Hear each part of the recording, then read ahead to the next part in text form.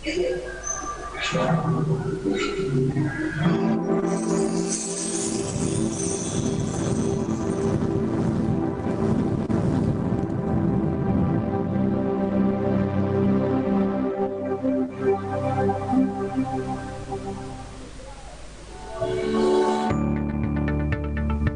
ini cukup besar dan padat, memiliki sungai terpanjang dan menggunakan simbol satwa endemik pesut. Ialah kota Samarinda, merupakan pusat pemerintahan ibu kota Kalimantan Timur. Dari masa ke masa, kota ini terus menunjukkan peningkatan, tak hanya di sektor perekonomian, namun juga di sektor pendidikan.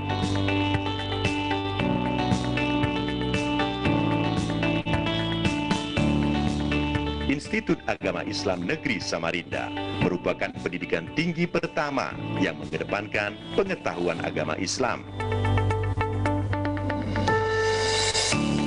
Merupakan buah tangan dari beberapa tokoh yang tergabung dalam organisasi Islam. Demi meningkatkan mutu pendidikan, IAIN Samarinda terus melakukan serangkaian kerjasama di bidang pendidikan, baik bertaraf nasional maupun internasional, melalui program kerjasama yang dijalin dengan berbagai lembaga terkait.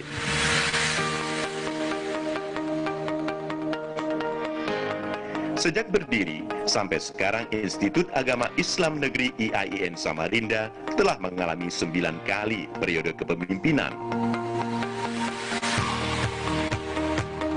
Tokoh-tokoh inilah yang membawa IAIN Samarinda tumbuh dan berkembang dan terus mengalami kemajuan dan peningkatan dari waktu ke waktu. Infrastruktur pendidikan didukung beberapa gedung bertingkat, dilengkapi dengan fasilitas penunjang, berupa gedung perpustakaan, laboratorium, dan masjid untuk praktik ilmu agama Islam dengan menerapkan konsep lingkungan hijau.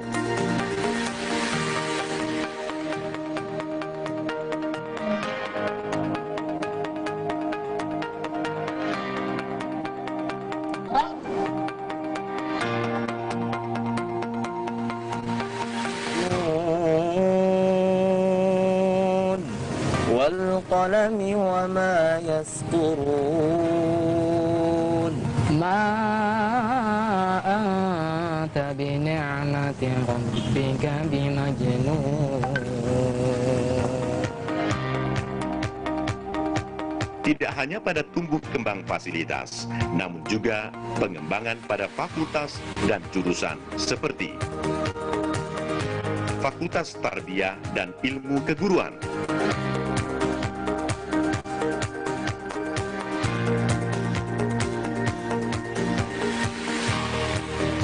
Fakultas Syariah,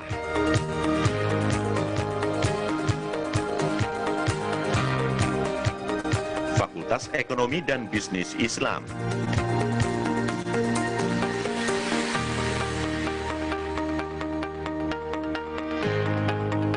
Fakultas Ushuluddin, Adab dan Dakwah,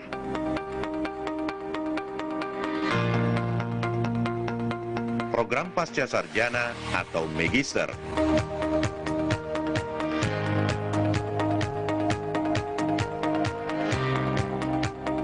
Untuk menjamin kualitas pendidikan, di tiap fakultas IAIN Samarinda memiliki lembaga penjamin mutu atau LPM yang menjadi pusat quality assurance dalam menciptakan budaya mutu tridharma perguruan tinggi demi mewujudkan visi IAIN Samarinda. Assalamualaikum. Waalaikumsalam. Alhamdulillah. Ada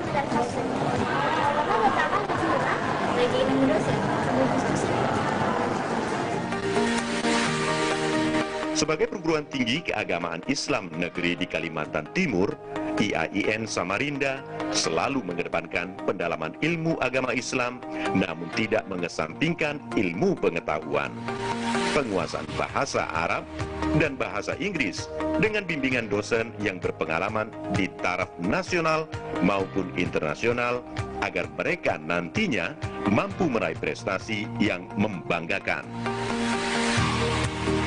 Untuk itu, IAIN Samarinda memandang perlu adanya sebuah lembaga yang mampu melaksanakan program unggulan. Maka dibentuklah Ma'had Al-Jami'ah atau pesantren kampus.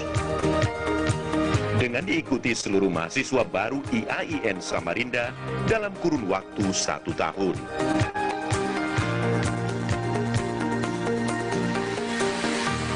Terlepas dari itu, puluhan unit kegiatan mahasiswa hadir untuk mengembangkan minat bakat serta potensi mahasiswa.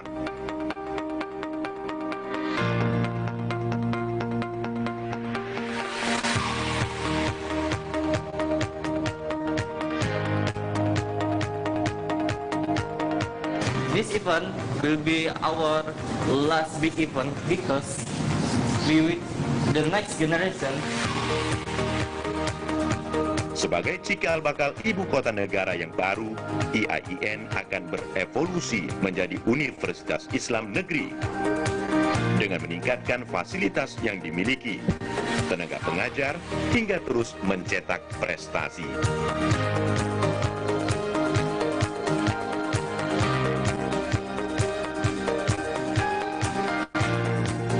IAIN Samarinda bersama pemerintah Provinsi Kalimantan Timur terus bekerja sama dalam peningkatan mutu pendidikan melalui berbagai cara, salah satunya pemberian beasiswa, serta tidak kalah pentingnya, lulusan perguruan tinggi mampu mengisi formasi-formasi pekerjaan, baik di pemerintahan ataupun swasta.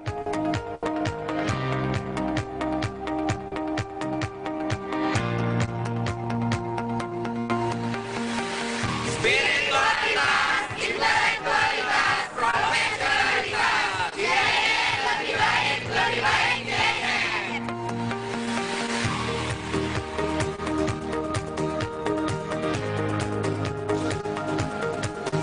Kebijakan politik suatu negara mempengaruhi kondisi dan situasi pendidikan yang ada di sana. Dengan berubahnya kebijakan, Republik Indonesia ibu kotanya akan berpindah ke Kalimantan atau Borneo, menuntut kita semua, termasuk IAIN Samarinda, untuk berbuat yang terbaik sesuai dengan tuntutan peradaban bangsa. Selamat bergabung dengan IAIN Samarinda. Assalamualaikum warahmatullahi wabarakatuh.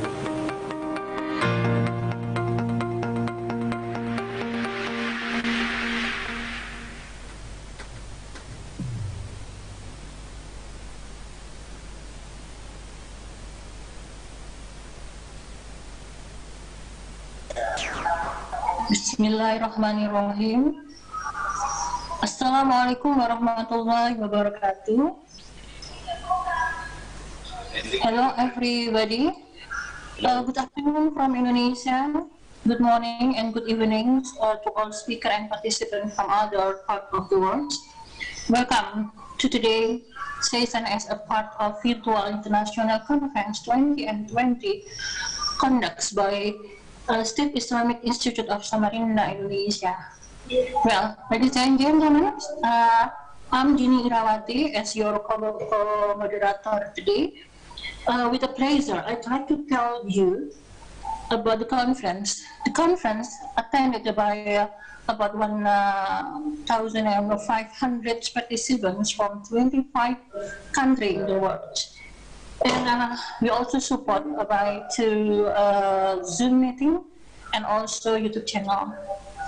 And I'd like to give gratitude thanks for all of you. Thank you for joining with us in this conference. Okay, before we begin today's sessions, let me inform you about first related with the prerequisite getting to certificate. The certificates will be available for those who join at least 30 minutes in a 3 season from the first day up to the last day, I mean today. And the certificates also will be obtained by filling the feedback forms, and the feedback form will be available only the last session for today. Well, I hope your collaboration. For the participants are highly expected to mute your microphones during the session, please. And if you have a question or participant via Zoom or YouTube channel, you may deliver some question by type question first and followed by your name and also your institution. Well, ladies and gentlemen, thank you for your joining to this conference. I'd like to let a call to Dina Destari as our moderator today. The moderator today is very beautiful, and I hope the presentation for today also beautiful like Budina. Budina, time is yours. Are you ready, Budina? Budina Destari? Are you ready? Budina Destari? Yes, I'm ready. Okay. Okay, time is yours, Budina Destari. Thank you so much. Thank you so much, Ibu Dini.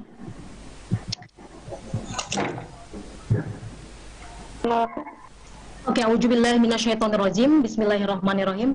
Hi everyone. Good afternoon from Indonesia to each and everyone connected here.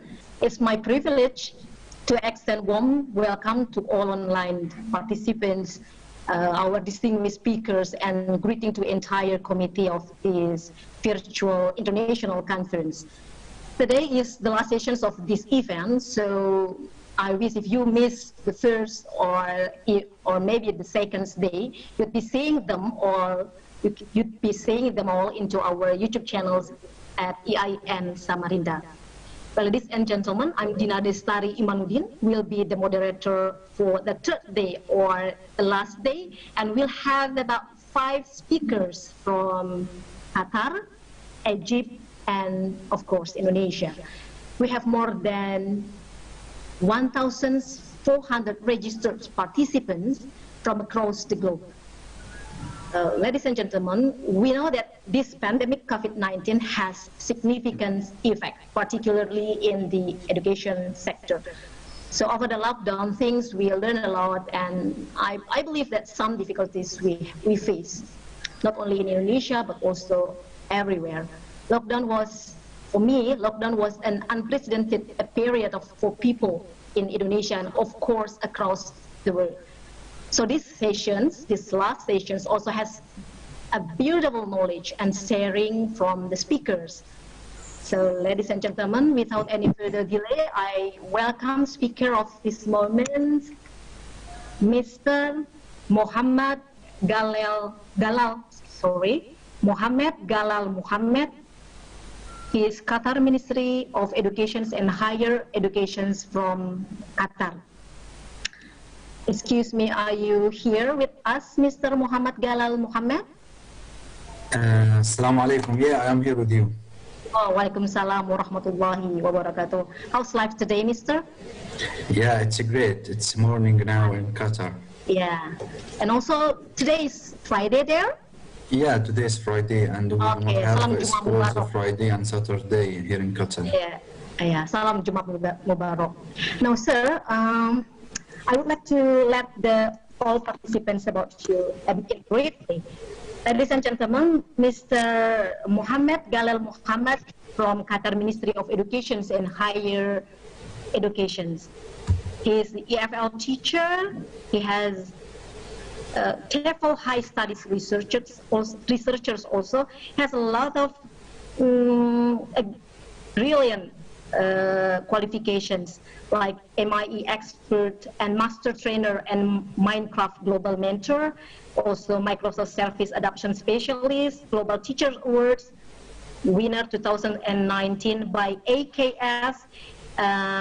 In the same year, he also Teachers of the Year in Qatar. Oh, amazing. And then Muhammad Galal Muhammad, he is ambassador for Wakalet, National Coordinator at Robotic Europeans. He is also global speakers in the Digital K-12 online summit at Tech for Future. He is speaker at Microsoft and at X Qatar conference also, and he is winner in 2020 of this year, ladies and gentlemen, in ER Microsoft Education Exchange Australia. Alhamdulillah wa syukurillah, we have a great speakers from Qatar. Now, sir, we request you to take over the sessions for about 20 minutes, and after that, we follow. We have 10 minutes for inquiries from all of participants across the world. Time is yours, Mr. Muhammad Galal Muhammad. Thank you, sister, very much. Assalamu alaikum wa rahmatullahi wa barakatuh. Hello, everyone. Good morning from Doha, Qatar. Good afternoon, good evening to all of you participants, keynote speakers from different countries around the world. First of all, I'd like to thank your organization, your university, for organizing this wonderful international conference. Really, I enjoyed the beginning of this conference with your wonderful video about your activities in your university. It was really a great one. I'd like also to thank all the participants who attending with us for the third day. Today, inshallah, I'm going to talk about one of the most important topics that we can face during this hard time. It's about creating authentic assessment in online classrooms. So let me share my screen and start my presentation.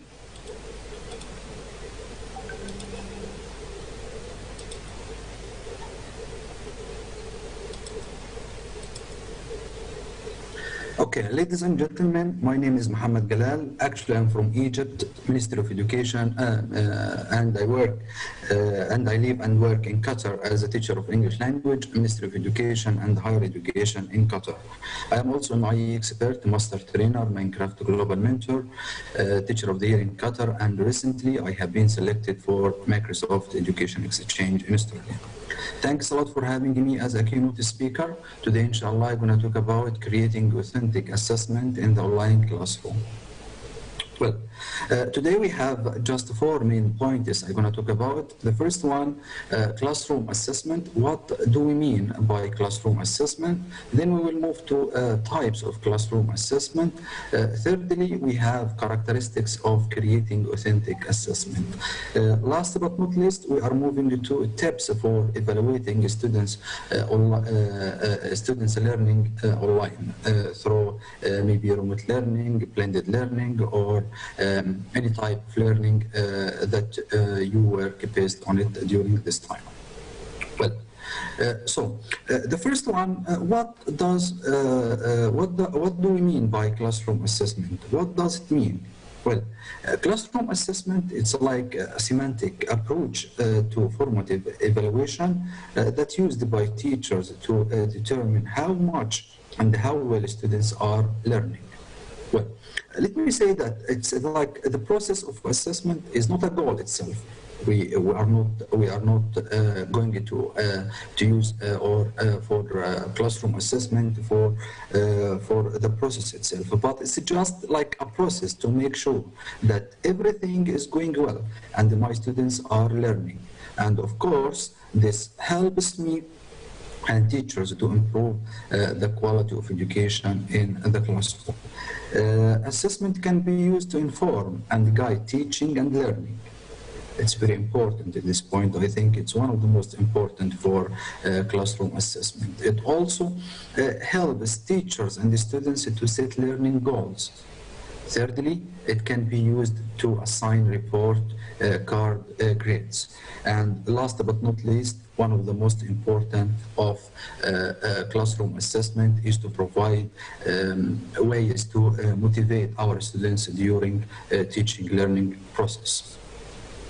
Here also, I do agree that it's important to motivate our students, our learners to learn by giving them the chance to explore, discover, and enjoy, and maybe the process of assessment or the tools that we use in the process of assessment help us to motivate our students, especially when we are going to use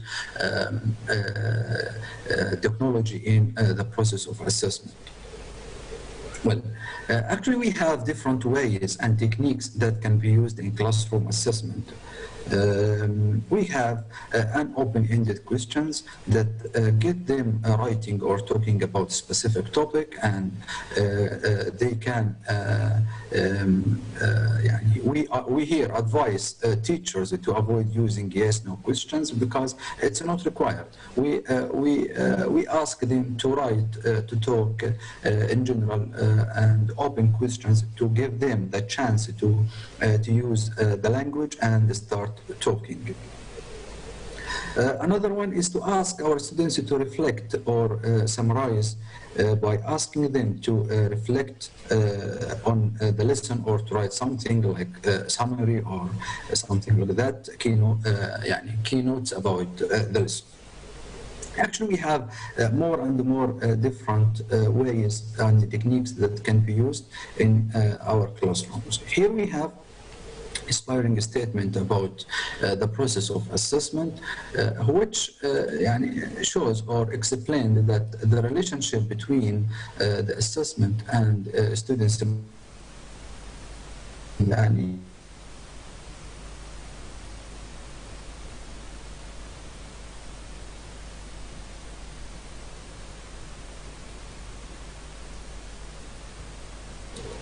Hello?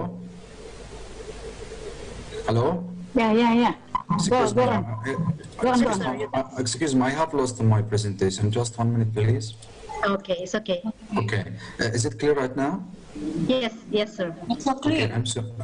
Okay, I'm sorry about this technical problem. Okay. Here, Sparkus in 1999, he explained the relationship between the assessment and our students' motivation.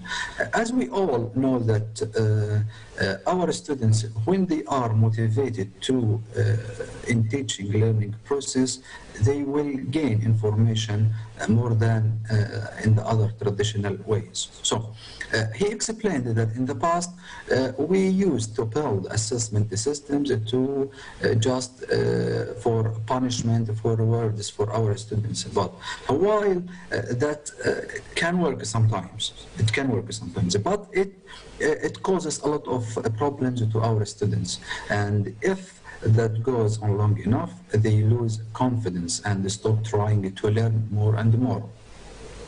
Well, so when our students are involved in the assessment process, they can come to see and consider as a component learners, and they will be more motivated to learn about the subject itself. Well, let's move to the types of classroom assessment. Actually, we have different types. The first one is called the pre-assessment. The second one, diagnostic assessment, formative assessment, and finally we have the summative assessment. And each one of them has a specific procedures, has a specific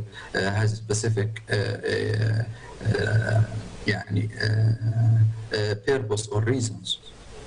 Well, the first one is a diagnostic assessment. It's a form of a pre-assessment where teachers can evaluate the students' strengths and weaknesses, knowledge, skills, and everything before their instruction. So we can say that the diagnostic assessment here in Qatar, we use this kind of assessment for grade 7, for grade 10 at the beginning of secondary secondary school to evaluate and to get all records about our students to build and design our remedial and enrichment plans for them in secondary school.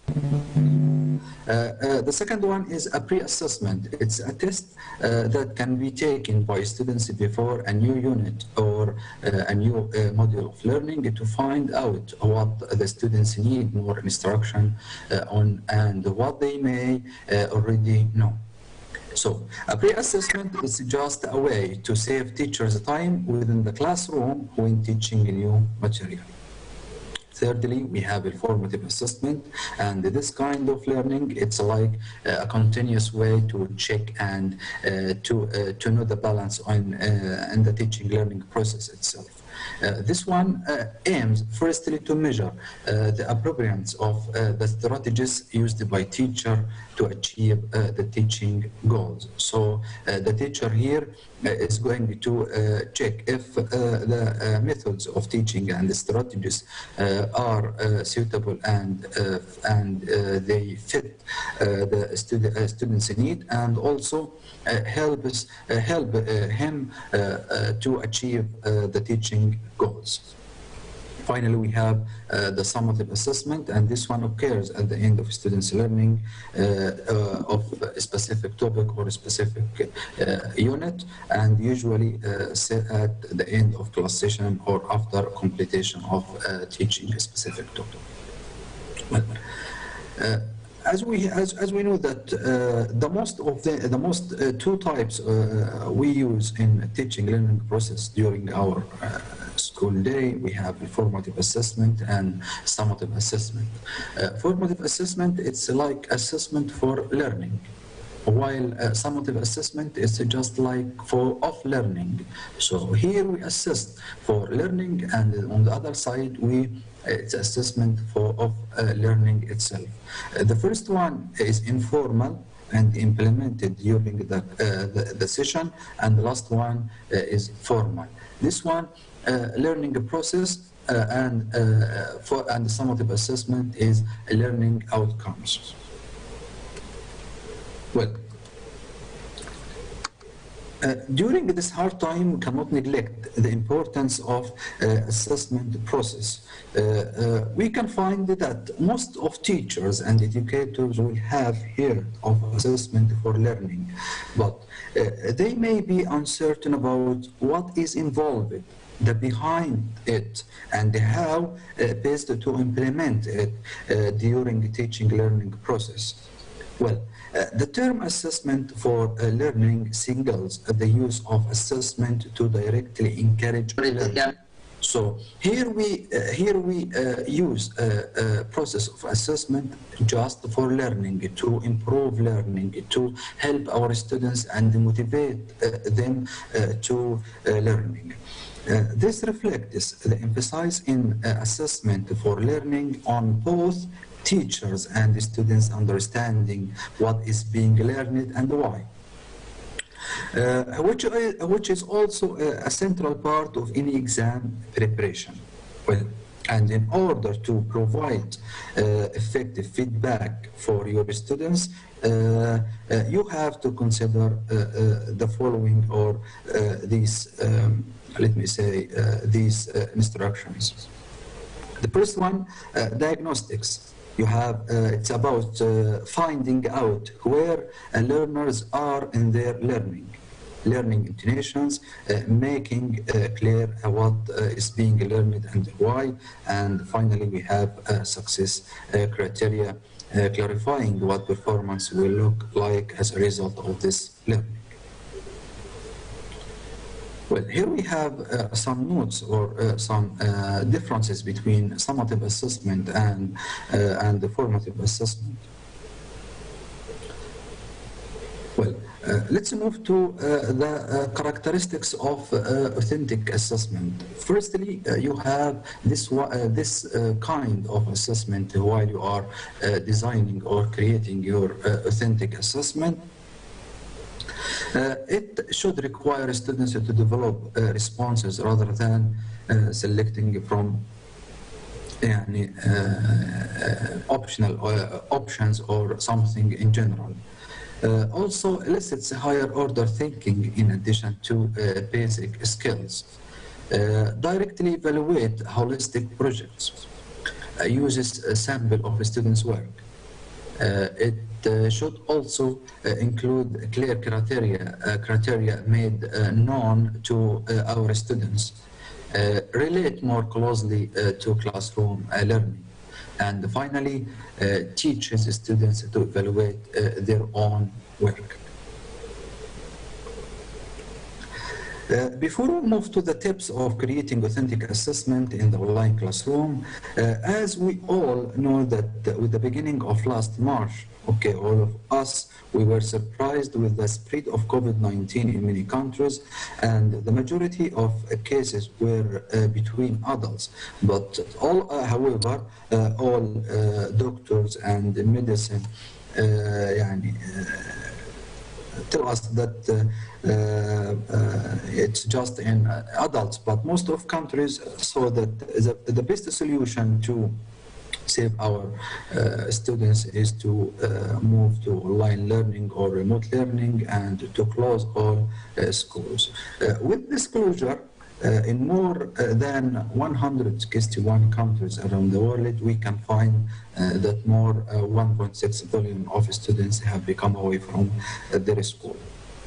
And due to the threat of COVID-19, schools, universities are facing decisions about how to continue teaching and learning while keeping their staff students safe from this public health emergency. That was moving fast, and we can see that nowadays we have a large number of cases come back to our countries again. Well, some countries decided to move to blended learning. Others decided to move to remote learning for the first stage, and then they will decide which kind of learning they are going to use. Well, we know that the process of assessment is a critical component of online classroom. This one provides students with an idea of their progress, individual strengths and weaknesses, and helps us to measure of whether our students achieve the course's learning objectives or not. It's important to create authentic assessment activities in the online classroom.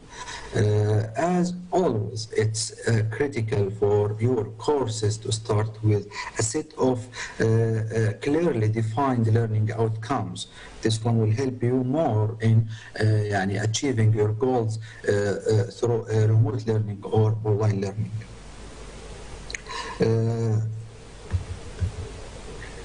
Okay. Let's move to the tips of evaluating or creating authentic assessment in the online classroom. Here we have different ways and different tips that should be taken into your consideration. We have written assessment, short essays or short articles, research papers, online discussions. Also we have test or quiz or exam, online exams, presentation, e-portfolio. We can use technology in providing authentic assessment for our students, like using apps from Google or Microsoft, like Google Forms, Microsoft Forms, Kahoot, Placards. All of these kind of technology can be used if you, as a teacher, know how to use all of them and how to make use of all features in this kind of technology and apps. Well, if you are going to provide your students with assessment, and this one very complex and consists of many parts, it's more effective to break this down into smaller components. to make it easy for your students to answer and participate with you. Also provide your students with details and clear rubric about what they are going to answer in assessment. If your course material is highly technical, consider using ungraded self-checked quizzes as a formative assessment. Actually, we have different tips. I'm gonna fast, okay, because I know the time is running. You have also to look for opportunities to provide feedback to all of your students at the class, not just one or two, but to the entire class students. Use a variety of assessment techniques in an online course. Also, this one is recommended for you. Well, here we have different apps that can be used in online assessment, and by the end of the session, inshallah, I'm going to share my presentation with you. Well, here I just want to share with you our experience in Qatar before and during COVID-19. Actually, I am so proud of Qatar, because even Qatar is a very small country in its size, but it was able to achieve many remarkable things in education, especially in education I'm talking about. I mean, during this hard time, we can find that most of countries were confused about what to do and how to deal with this kind of problem itself. But here in Qatar, we were able to manage and to overcome this problem, because before COVID-19, we already had our a new modern technology we use here. We have a training center for teachers by Ministry of Education and Higher Education.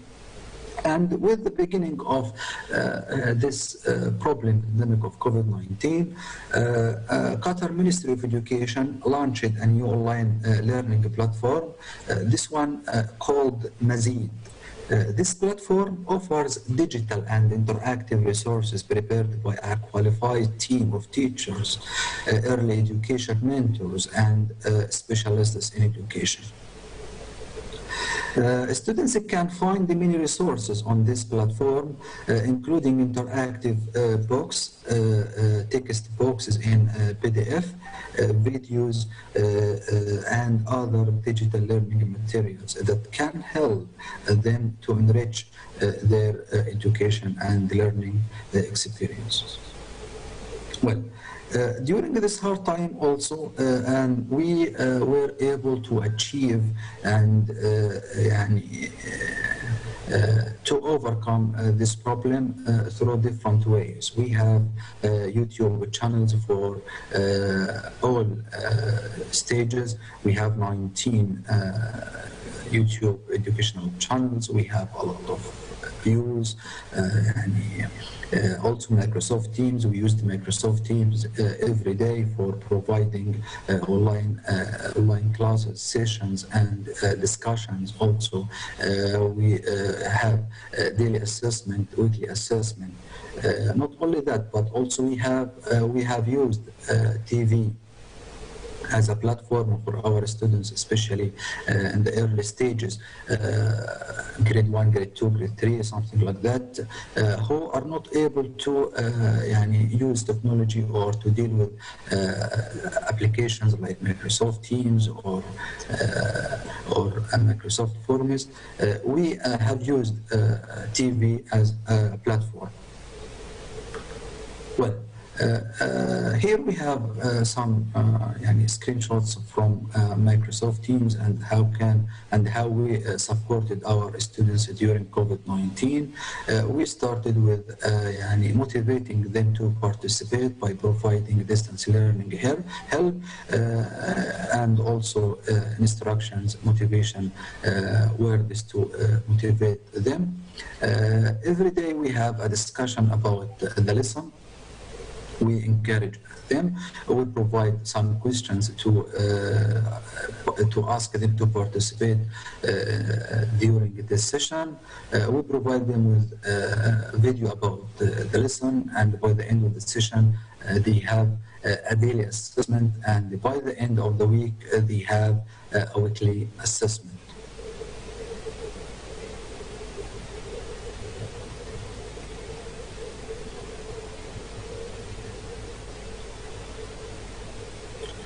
Well, to end my speech or my presentation today, I like this statement which tell us about technology will never replace teachers, but technology in the hands of great teachers is like a big transformational.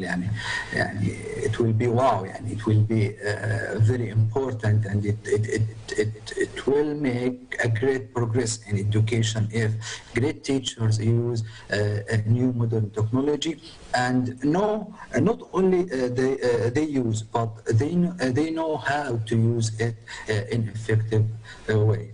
So my advice to you to start improving your skills in dealing with technology, because if we want to build 21st century skills, learning skills, we should use 21st century instruction techniques. Thanks a lot for having me today and giving me the chance to be a part of this wonderful and informative international conference. Thanks a lot for having me as a keynote speaker. Thank you very much. Wassalamu alaikum wa rahmatullahi wa barakatuh. Waalaikumsalam warahmatullahi wabarakatuh. Thank you very much, Brother Muhammad. You are what you said is very insightful talk, and it is for us, it is full of original ideas. Thank you very much. Let's move on. Brother, we have one question. The first question is from Indonesia, from Mr. Maskur from Polewali Mandar, West Sulawesi Province, Indonesia. His question is, he has two questions. The first one is, Mr. Muhammad Galal Muhammad, please show us the format for each assessment. And the second one, what is the characteristic of the good assessment format, especially for English language? Firstly, I think I have showed the characteristics of creating authentic assessment.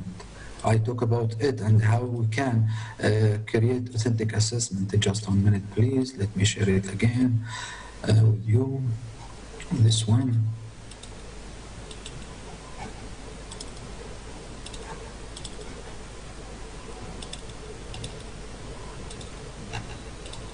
This one. When I talk about characteristics of creating authentic assessment, you have to provide your students with questions or kind of assessment that requires the students to develop responses rather than just choosing correct answer or something like that. Also, pay attention to providing some questions to your students to develop their higher order thinking, because we know we have different students, and also we have the lower, middle, and higher achiever in our students. You have to provide feedback for all of your students. By the beginning of each day, may I spend 1 hour or 2 hours, okay, to correct the previous test for the day before, okay, and provide feedback for all of my students, all of them, one by one, and name by name, and if he answered correctly or not, I have to provide a feedback for all of them. Do not use the same application or the same way of assessment during all your online learning or remote learning. You have to use different tools. because this kind or this point will motivate your students to participate more. Also, by the end of let me say a week or something like that, you have to celebrate or to thank all students who achieved the high scores in your assessment. Here we have also, you have to provide them with a clear criteria of assessment. So your students should know what they are going to, how they are going to assist. That's it. The first one, the first question, can you repeat it again, please? Show us what? I think you already answered for the characteristics, but the first question is it's already the same, I think, because you asked the first, can you show us the format for each assessment? I think it's about... the four kinds of assessment. Yeah, I think he just typed with us like that. Would you like to show us the format for each assessment? So I think because you tell about formative assessment and summative assessment, maybe Mr. Maskur would like to know a little bit detail about that one. Okay.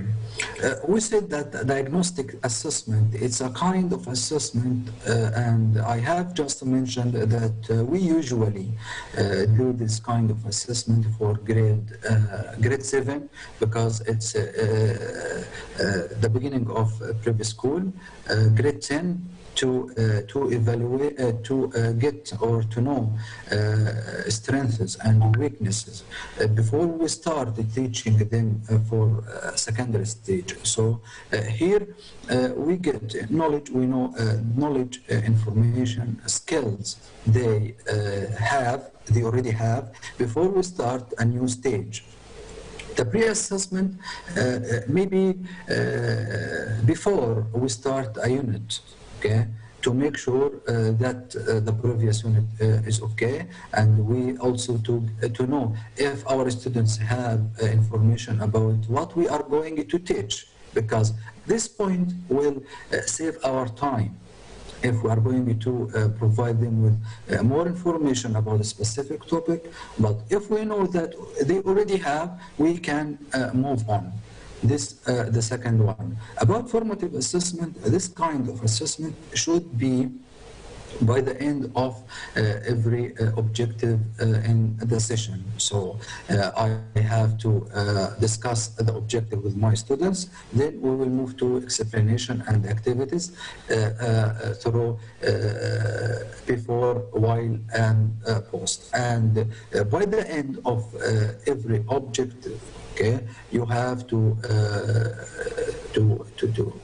check if your students understood and you as a teacher achieved your objective or not. Well, here you can use different ways of formative assessment, like worksheets, mini quiz, mini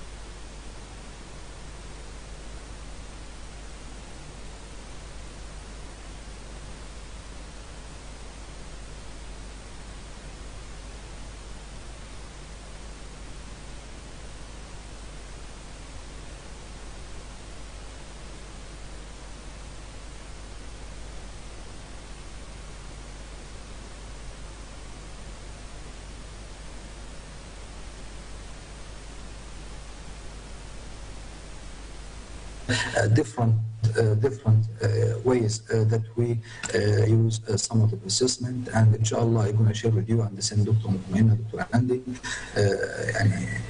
we have like a paper or a file with different ways and tools that can be used for formative assessment and summative assessment. Okay, that's very interesting and very informative answers, brother. Moving to the next questions, Brother Muhammad. This is from State Universal Basic Education Sport, Zigawa State, Nigeria. His question from Dr. Haruna Abubakar Haruna.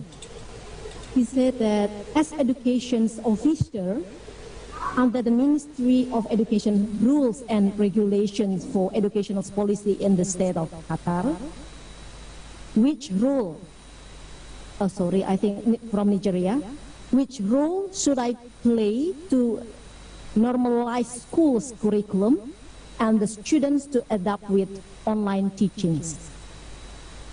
Is it clear enough, brother?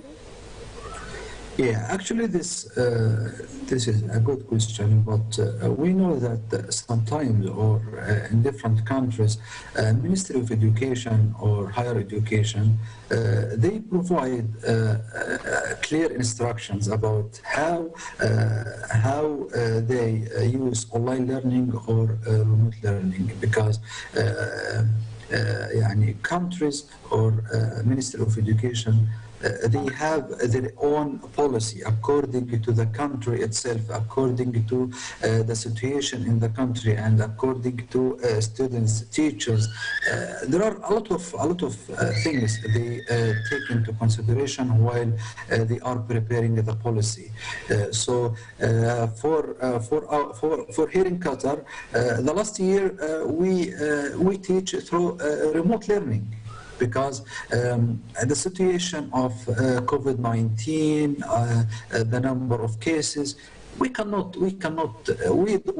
didn't have other solution. This was the only solution that we could use in this time. But by the beginning of this year, we have few number of COVID-19, so we moved to blended learning. Okay, and also they provided us with the policy that we should follow during the blended learning. Some days students come to the school, other days they learn online remote learning remotely through our platform and Microsoft Teams. So this I think it's related to the country itself, not like a general policy that can every country use or follow.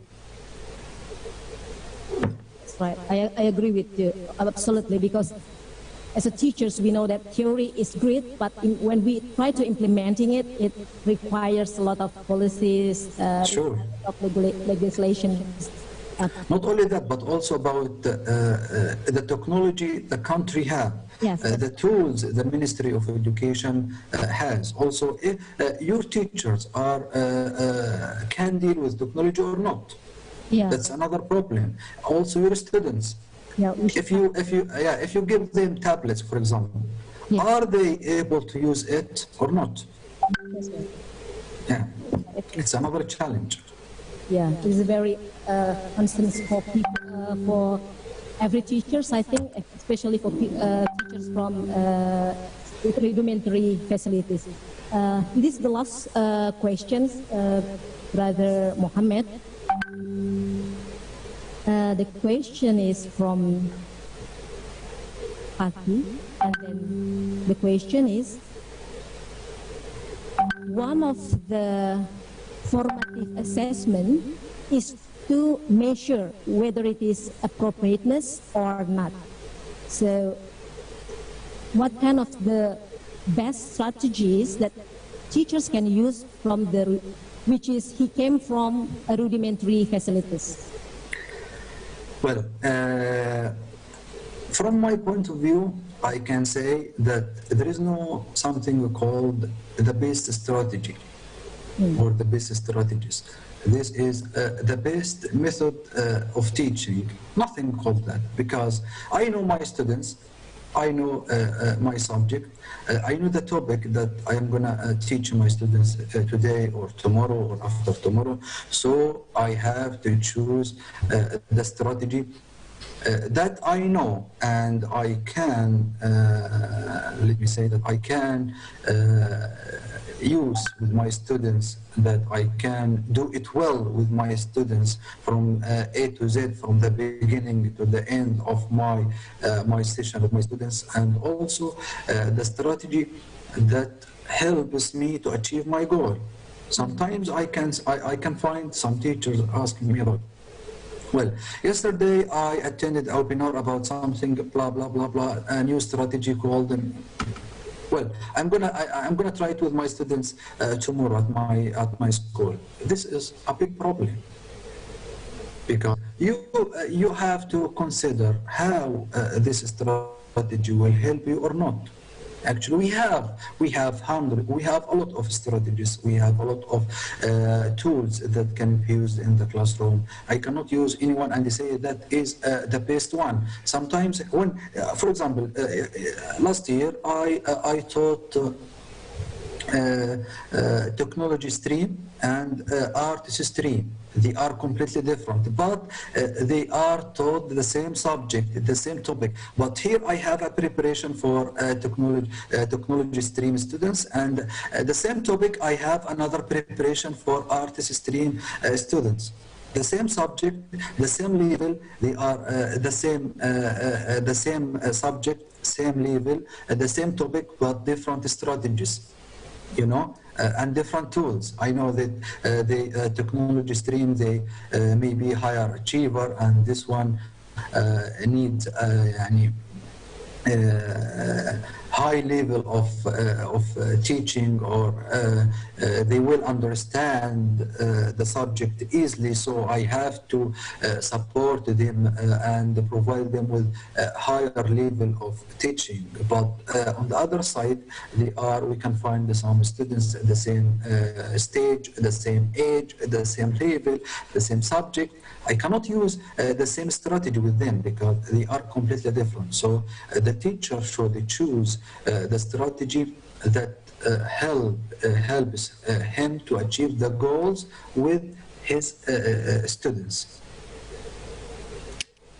Thank you so much, brother. Actually, we have about more than 5 questions, but to be honest, we cannot continue because of the limited time. Okay, thank you very much for having me as a keynote speaker today. And actually, I'd like to thank you again and again for organizing this wonderful international conference to share and to collaborate together during this hard time.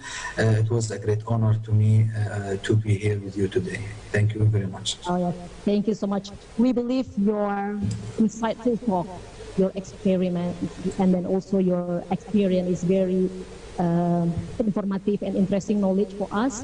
So it will give us, especially the online participants, have a long-term benefits for our conference today. Thank you very much, Brother Muhammad. Thank you.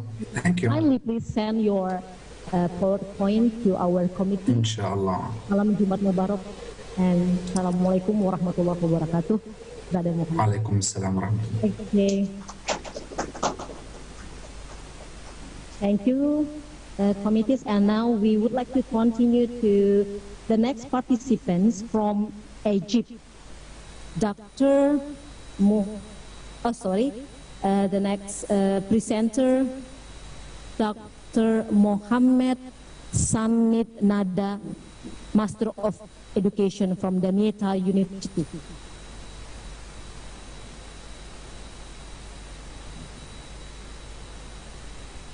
Excuse me, Dr. Mohammed Samarinda, are you with us right now?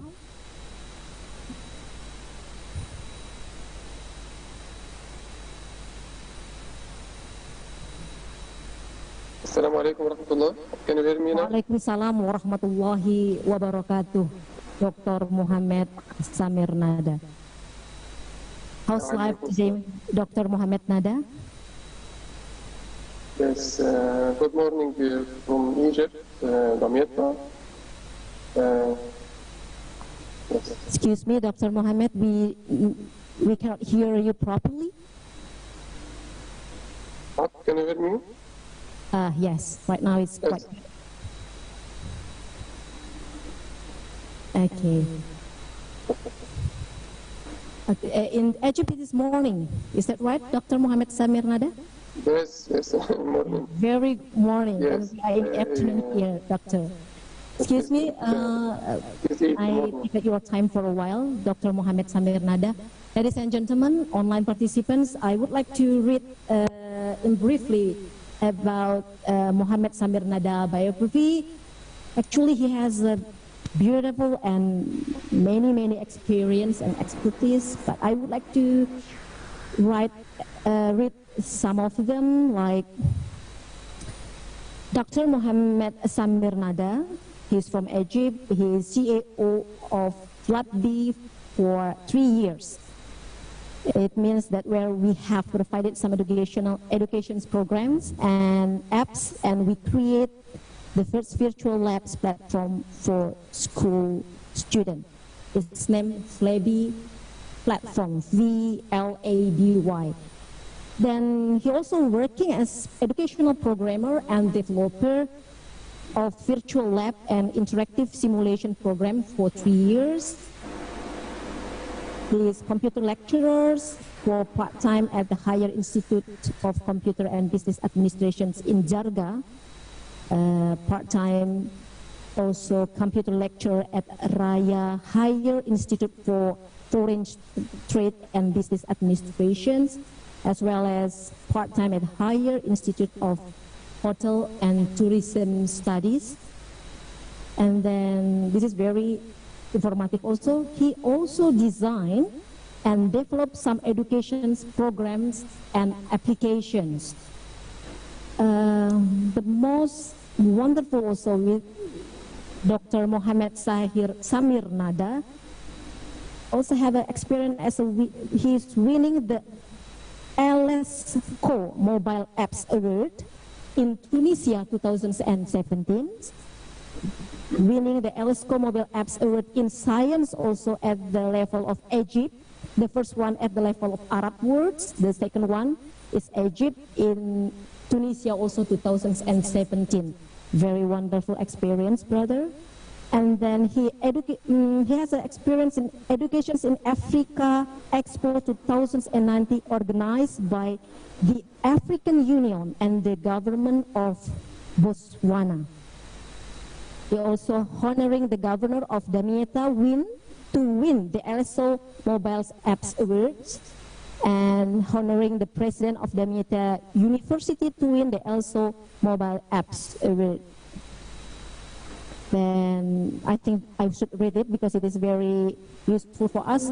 Maybe it can encourage online participants, especially for young generations.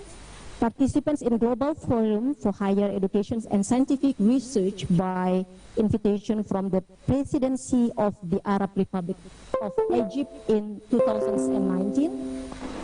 Participants in the 23rd editions of Cairo International Communications and Technology Conference, Cairo ICT 2019 at Egypt International Exhibition Center. And the last one is participation in the 5th editions of Cairo International Innovation Exhibitions 2018.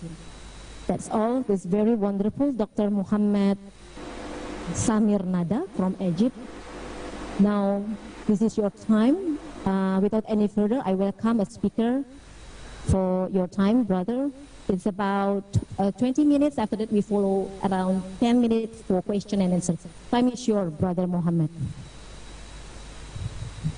Okay, thank you so much for your introduce me, and thank you so much participants and the keynote speakers. It's my pleasure to participate with you in this great international conference. And also, I am very happy to share with you some points about how to provide interactive and practical e-learning anytime and anywhere. At the first, I'm Muhammad Nada. I'm very happy to introduce myself to you. I am Mohammed Samir Nada, founder and CEO of the PLAB. I have a Master in Education Technology, and I am PhD researcher in Education Technology at Dameta University. And also I'm computer lecturer, and I am winner in the Alexo Prize of Arab mobile applications in science. And also I was selected among the best education innovators in Africa by African Union for 2 years, and also selected among the best education innovators in the world by United Nations in Vienna to the project conference 2020 this year.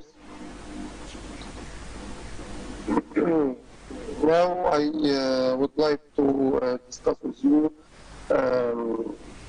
what's a type of interaction in e-learning platform. We have 3 types of student interaction in e-learning platforms. The first interaction is between student and the content. The student and the content interaction is the most research.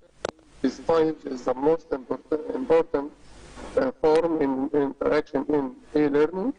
So once a student accesses learning materials such as multimedia or lectures or PDF or video, they should be able to use it their one way. So they should be able to start and pause and repeat the course, the course to master it. Interaction between student and teacher. This type of interaction happens when teacher delivers information or provides to his student. It also happens when student asks the teacher some questions or communicate with him about the course. The third type is interaction between student and the other student. This type of interaction happens between a student or among a group of students studying the same course. This can happen with the teacher or without the teacher. Just interaction with the group of students. Today I will discuss with opportunity to interaction in e-learning platform. We have 4 forms to content in e-learning platform. The first type is the text and image with text and image platform.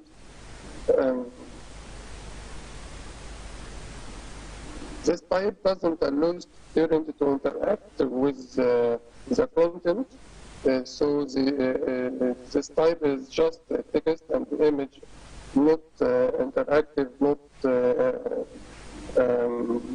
aren't any activity in this type. The second type is infographic, in which the focus on the visual side, such as the motion graphic. This type is able to communicate information better, but there are still a few opportunities for interaction. The third through video platform, the student can control his learning by stopping and restarting the video, such as interactive, but that doesn't enable the student to interact fully and actively with his content. Finally, interactive simulation programs. It is a program. It's a program that enables the student to pass through the same real experience, but through virtual environment. Here, student role is very important and active during learning, and also fully control and active in his learning, such as the eLab platform, as I show now. Yes. As you know, the science experiment is very important to improve outcome of our student and improve understanding of our student. But also it is the most important activity that was affected the schools due to COVID-19, as it's very difficult to conduct most experiments at home. Excuse me, Brother Muhammad Nasamir, yes. Your voice is not clear enough for us. Would you like to make it closer, your speakers, please? Thank you. Okay. So due to coronavirus, we have many problems in traditional laboratory in most schools in the world, such as crowd and closed school, and there are many dangerous experiments, and also lack of chemicals and lack of time, and most educational platforms depend on theoretical teaching away, not practical teaching. So we create the first virtual labs platform for school students in MENA to allow them to conduct the science experiment in an online interactive environment that simulates the traditional laboratory and has all lab equipment and chemicals and customized for each student according to curriculum. So we provide them this experiment anytime, anywhere, without any danger, and also we save a lot of money to schools and students and the teacher and science teacher to conduct the experiment. Parent can enter to VLABI after and then choose his curriculum, and then select the experiment that he wants to conduct, and also select the tools of this experiment, and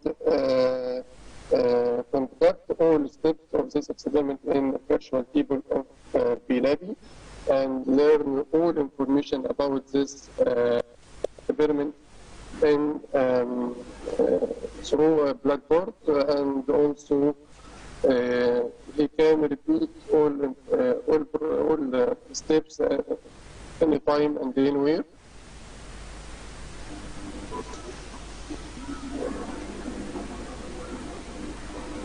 We try to cover the experiments full fields in chemistry and physics and geology at all levels of pre-university education to help schools to gain science experiment online and remotely learning. Also, all instructions are now available in Arabic and in English, in addition to sign language.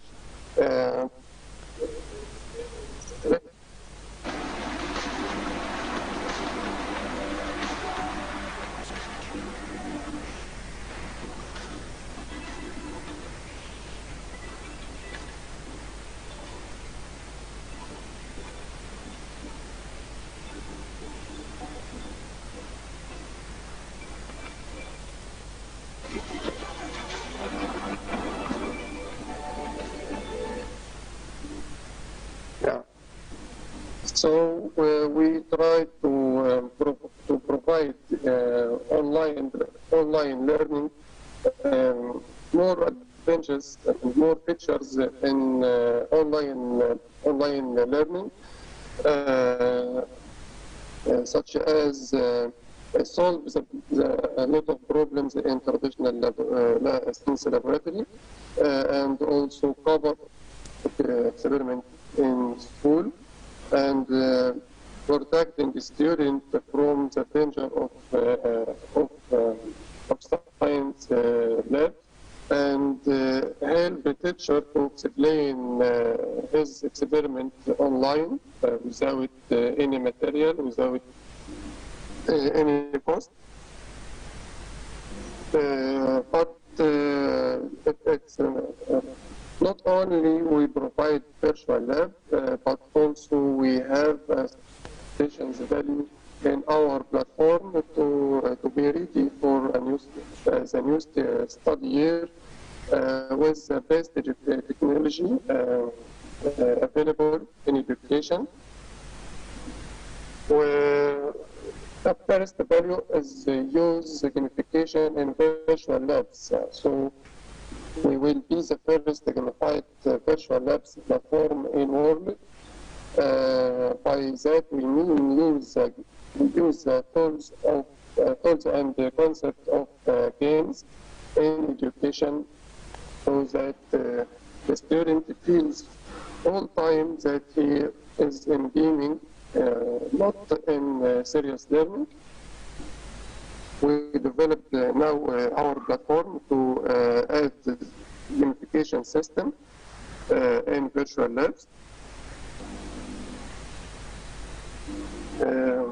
With this, we add many features to VLab platform, such as motivating students to continue learning and encourage the concept of competitions among students, and help the teacher to evaluate his student, and also help the student to think about problem-solving method. For the second edition, to provide sign language in all experiments, to display instructions for disability hearing, because it is necessary to take into account the need and the methods of all our students according to SDGs of United Nations. So, finally, during our journey to create the VLab platform, we participate in many international competitions, and also by United Nations and the African Union as top innovating education in the world.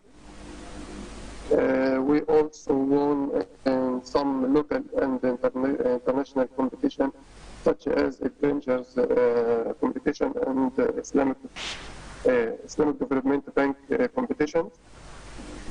Finally, we are chosen by African Union and to participate in innovating education in Africa Expo, and also an office in Vienna.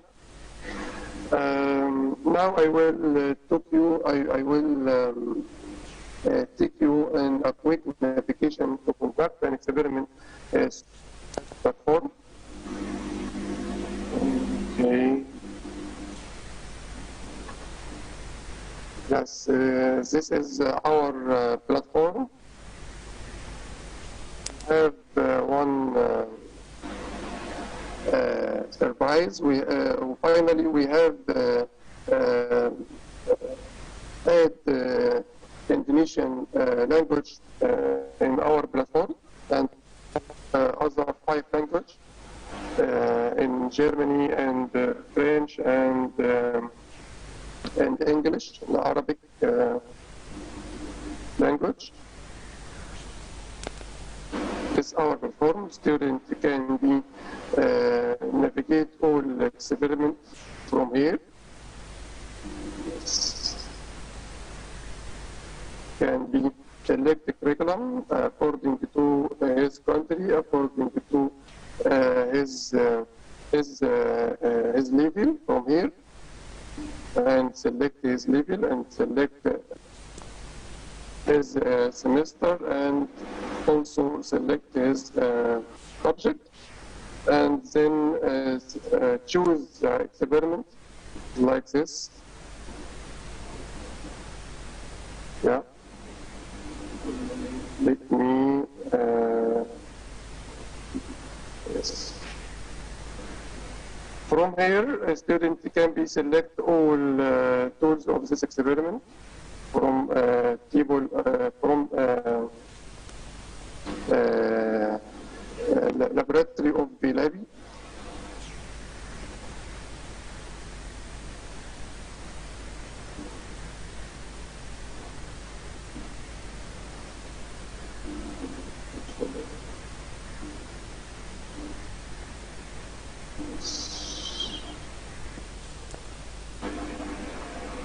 And then do all steps in virtual table without any danger. You can learn all information about this experiment.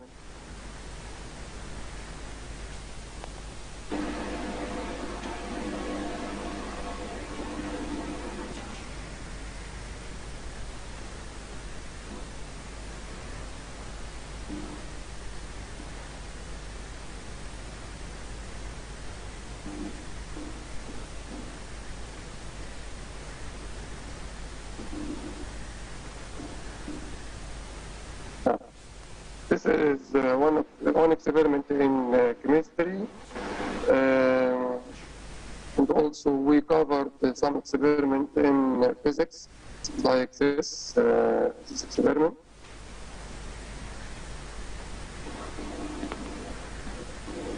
Science teacher can explain his experiment online with Zoom application. And also can be recording a video about his experiment and share this video with his student in YouTube.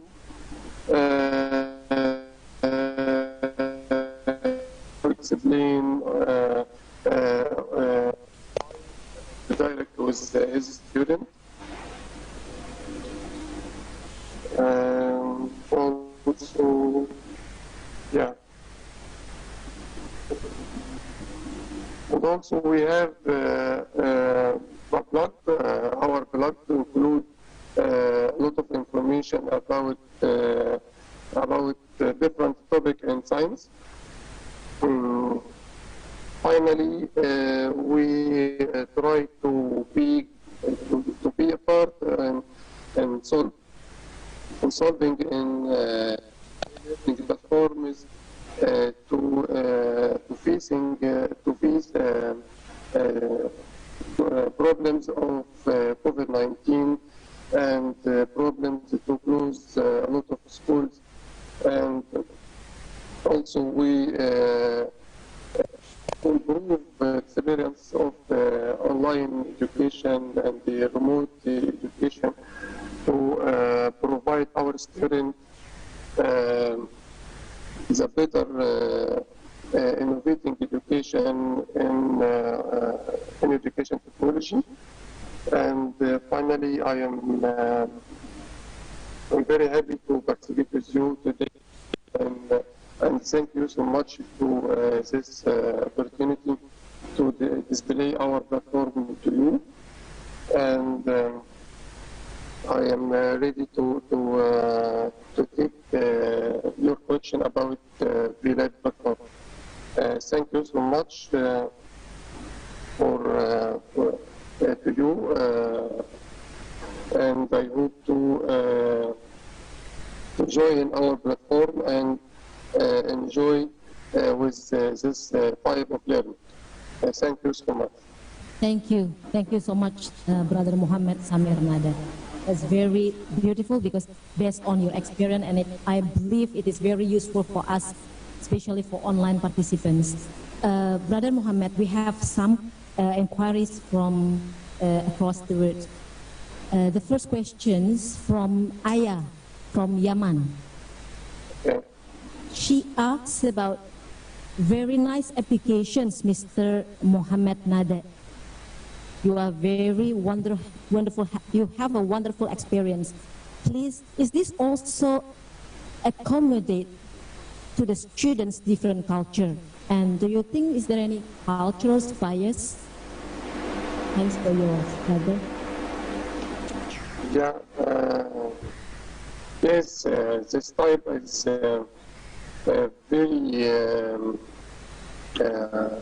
very important for our student to try himself to conduct experiment without any, and also a student can do some mistake without any danger and without any problems in materials and chemical materials and tools of experiment. The student can be any mistake without any problems to learn with try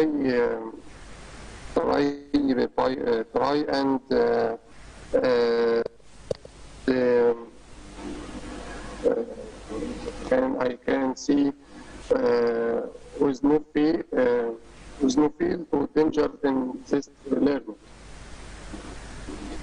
And also a student and science teacher can do this experiment to explain the student without to buy any tools and no buy any chemicals. And also it's very easy. He is record the video for this experiment and share it with the student. So it is very important now to depend on virtual labs and interactive simulation programs application to help students to and encourage them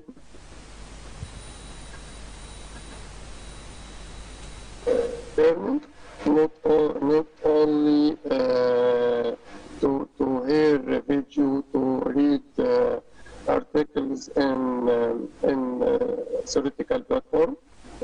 We need our students to practical in his learning, and also to be a part of his learning, not only to be hiring only.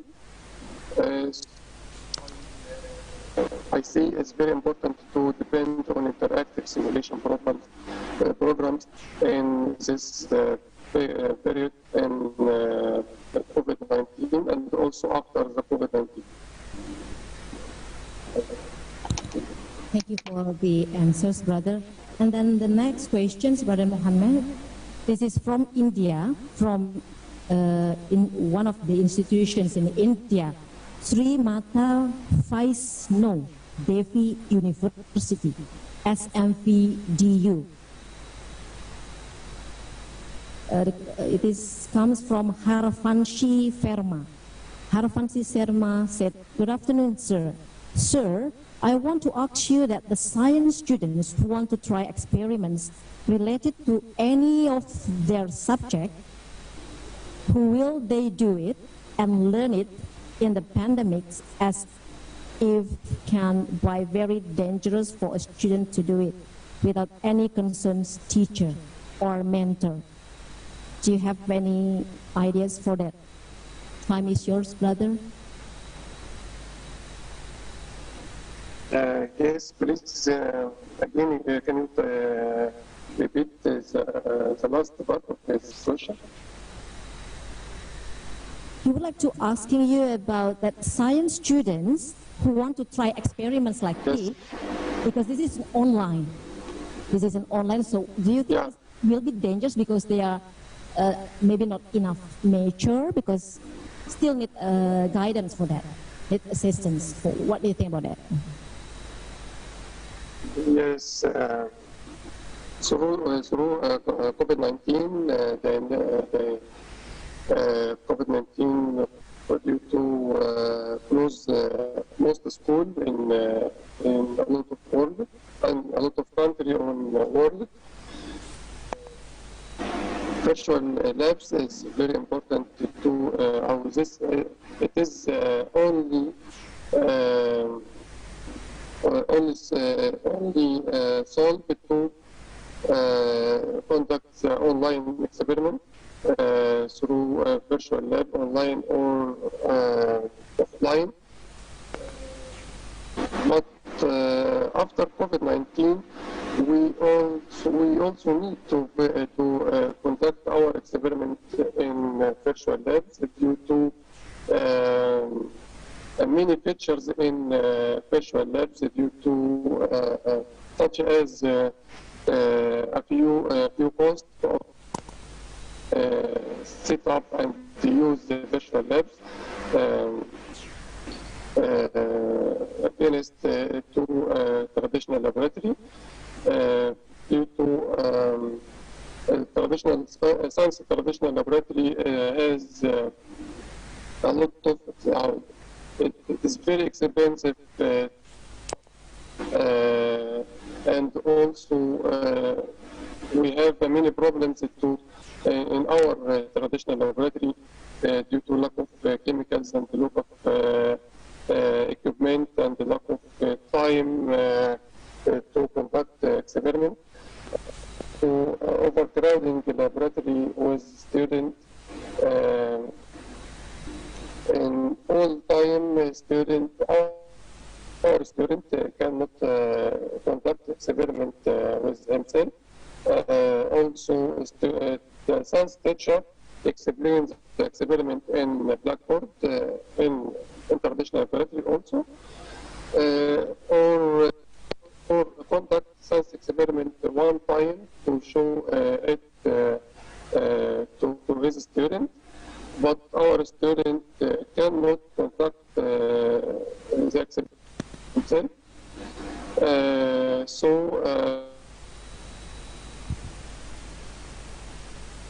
Labs platform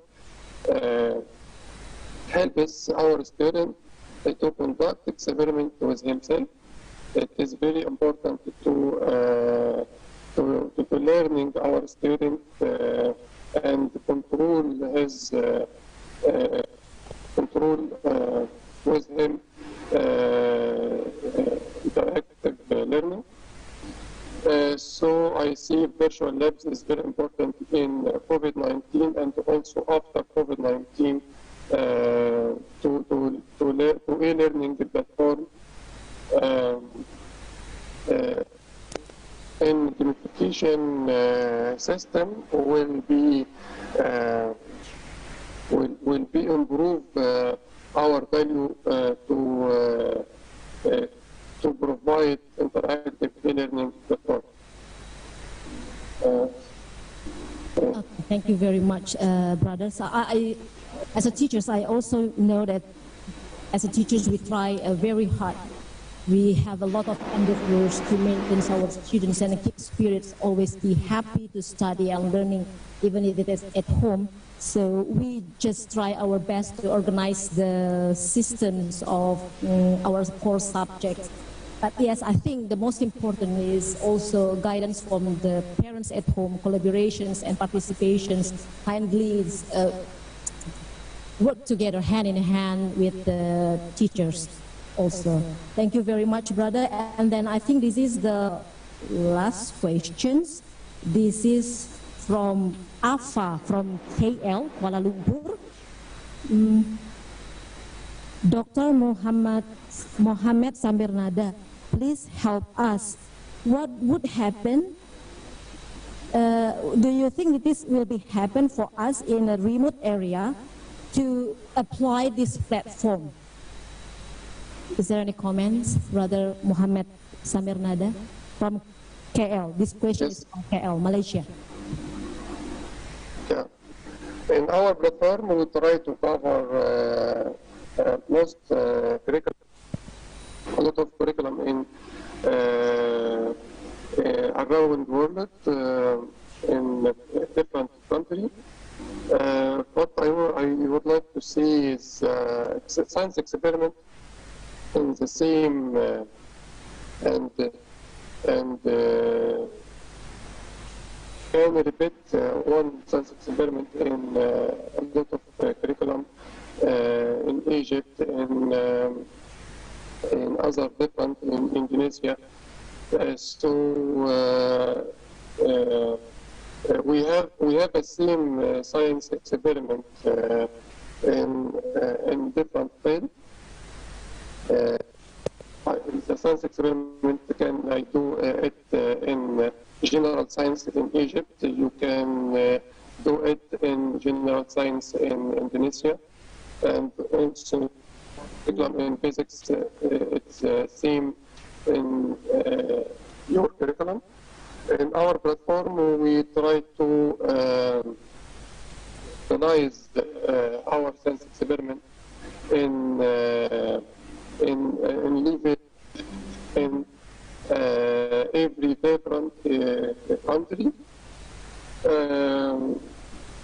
So in the next days and in near futures, we try to cover experiment. We work it cover 200 experiments in different fields, and also we try to cover five language around the world. We hope to solve a lot of problems in a lot of countries.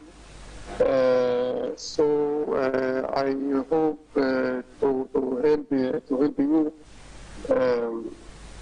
to conduct your experiment in our platform.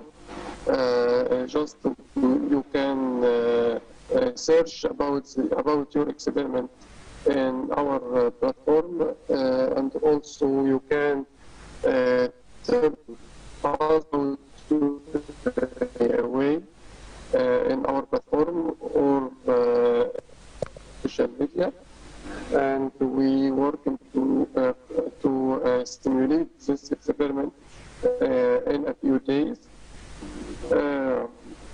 We also we have a lot of experiment in a free subscription, and there are some experiment in a few subscription in year. It's a subscription per year student in all year. Finally, I hope to help all students in world and all science teachers to explain his experiment to improve online experience through our platform. Thank you so much. Oh, wonderful explanations, Brother Mohammed Samarinda. We would know that slot schools are taking a more flexible approach nowadays, especially in Indonesia, Kuala Lumpur maybe, and some countries in the world. And I do believe that all of your experiments and your empirical experience is very useful for us for long-term benefits. Especially also it's very useful for online participants across the world. Brothers, thank you very much for joining with us. Hopefully, thank you so much.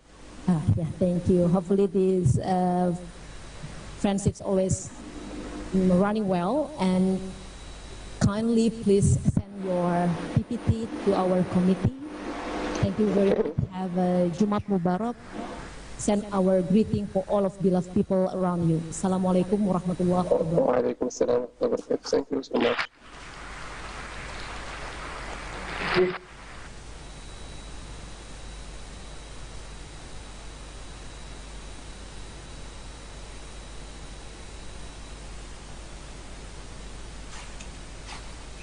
Well, we would like to continue the next speakers. It's from Kuwait, Dr. Ahmad Al-Katan, the founder of ITAR Group Kuwait. Are you with us, Dr. Muhammad? Good morning, everyone. Excuse me, Dr. Ahmad Al-Katan, would you like to more loudly, please? Maybe your speakers? Can you hear me now? Oh yeah, that's very good now. Okay, great. Good morning. Good morning. Here is good afternoon. Good morning from Kuwait. Good afternoon from Indonesia.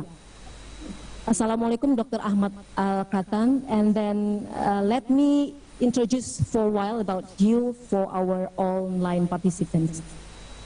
Ladies and gentlemen, all of the participants and also all the committees here, college, rectors, and everyone in these rooms, I would like to recognize you about Dr. Ahmad Al-Katan, the founder of ITAR Group Kuwait. He has published 9 referred papers in academic journals, 1 chapter and 1 book. He organized members of committees, discussions, and presenters in more than 25 international conferences. His principal research area concerns with corporate governance, diversity earnings management, and firm performance. He has awarded several times, such as the prestigious 2019 Best Paper Award of the Honor Issues Financials Economic Meetings, Post-Crisis Challenge Conference, and the prestigious 2009 Best Posters Award of the 5th Research and Innovation Conference. Dr. Ahmad Al-Katan also a coordinator in chief in 8 journals. Alhamdulillah wa syukurillah, we have a great experience and knowledge from Ahmad Al-Katan. Brothers, you have 25 minutes for words, and after that we have 10 minutes for question and answer. Time is yours, Dr. Ahmad Al-Katan. Thank you so much for introducing me, and also I want to thank your university for inviting me today for this wonderful conference, and also I want to thank all the participants for their presentations. I really like them, and I hope you will enjoy my presentation. Let me share it.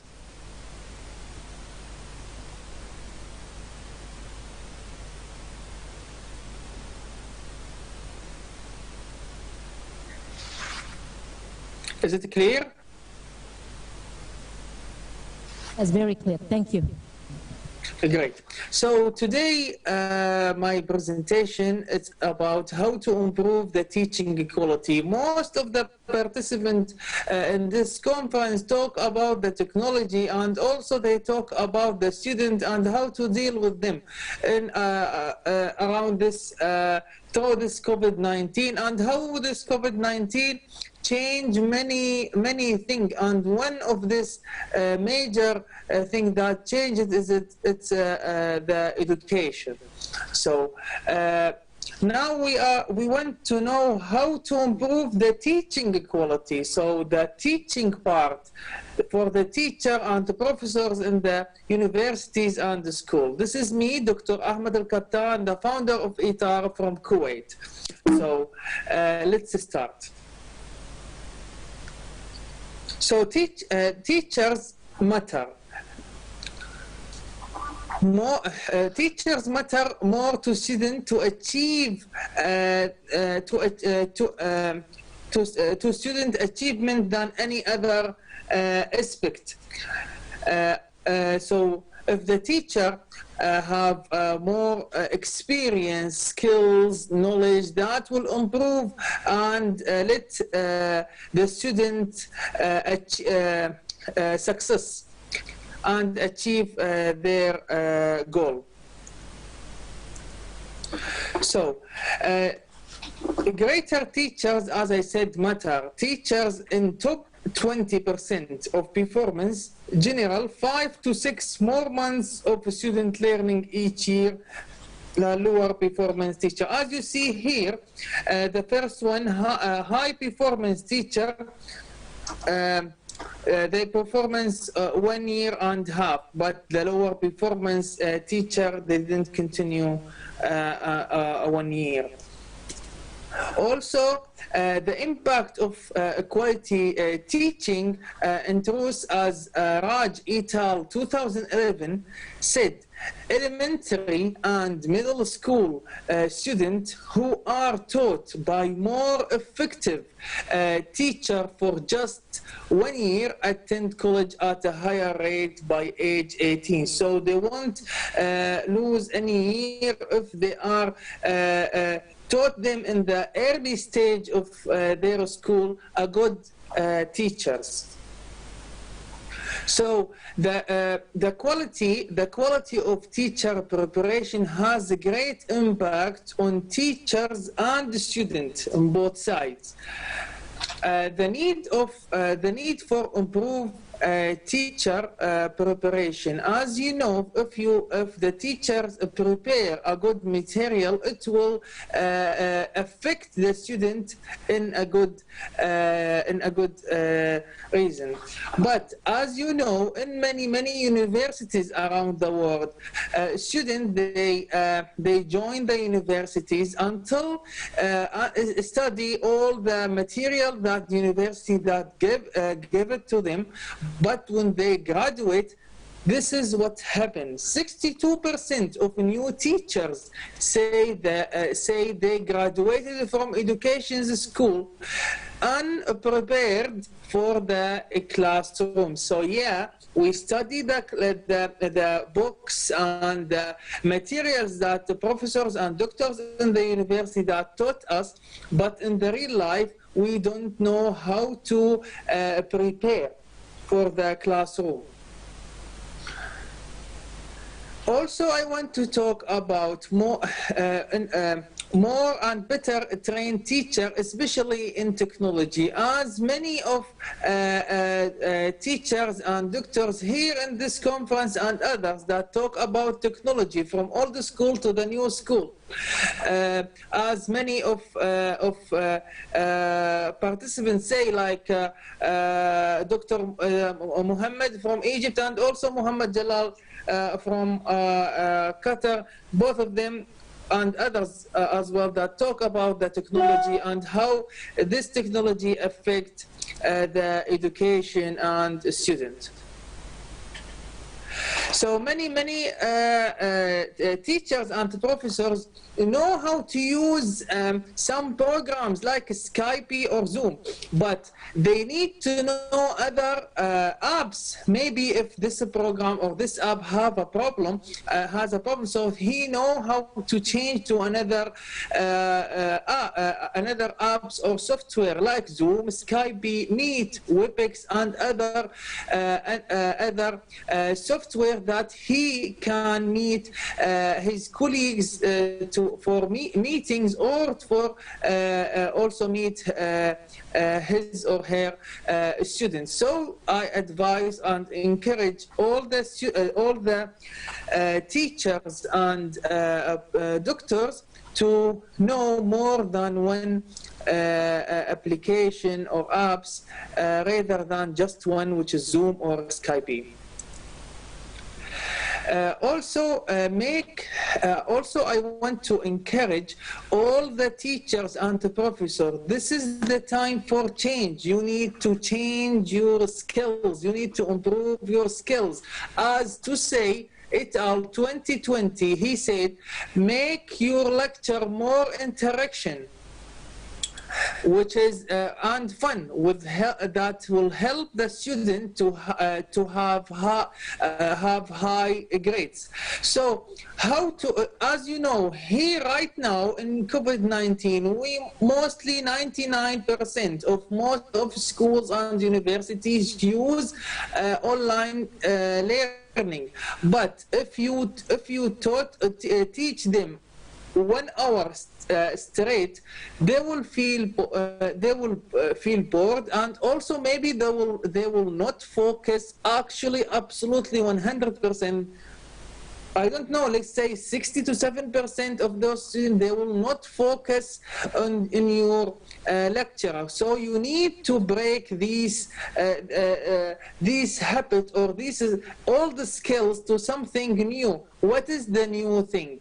Using a new program that will let the student engage and see their language, see their knowledge and the information if they know it. If they fail, they will know their mistake. If they pass, that's good.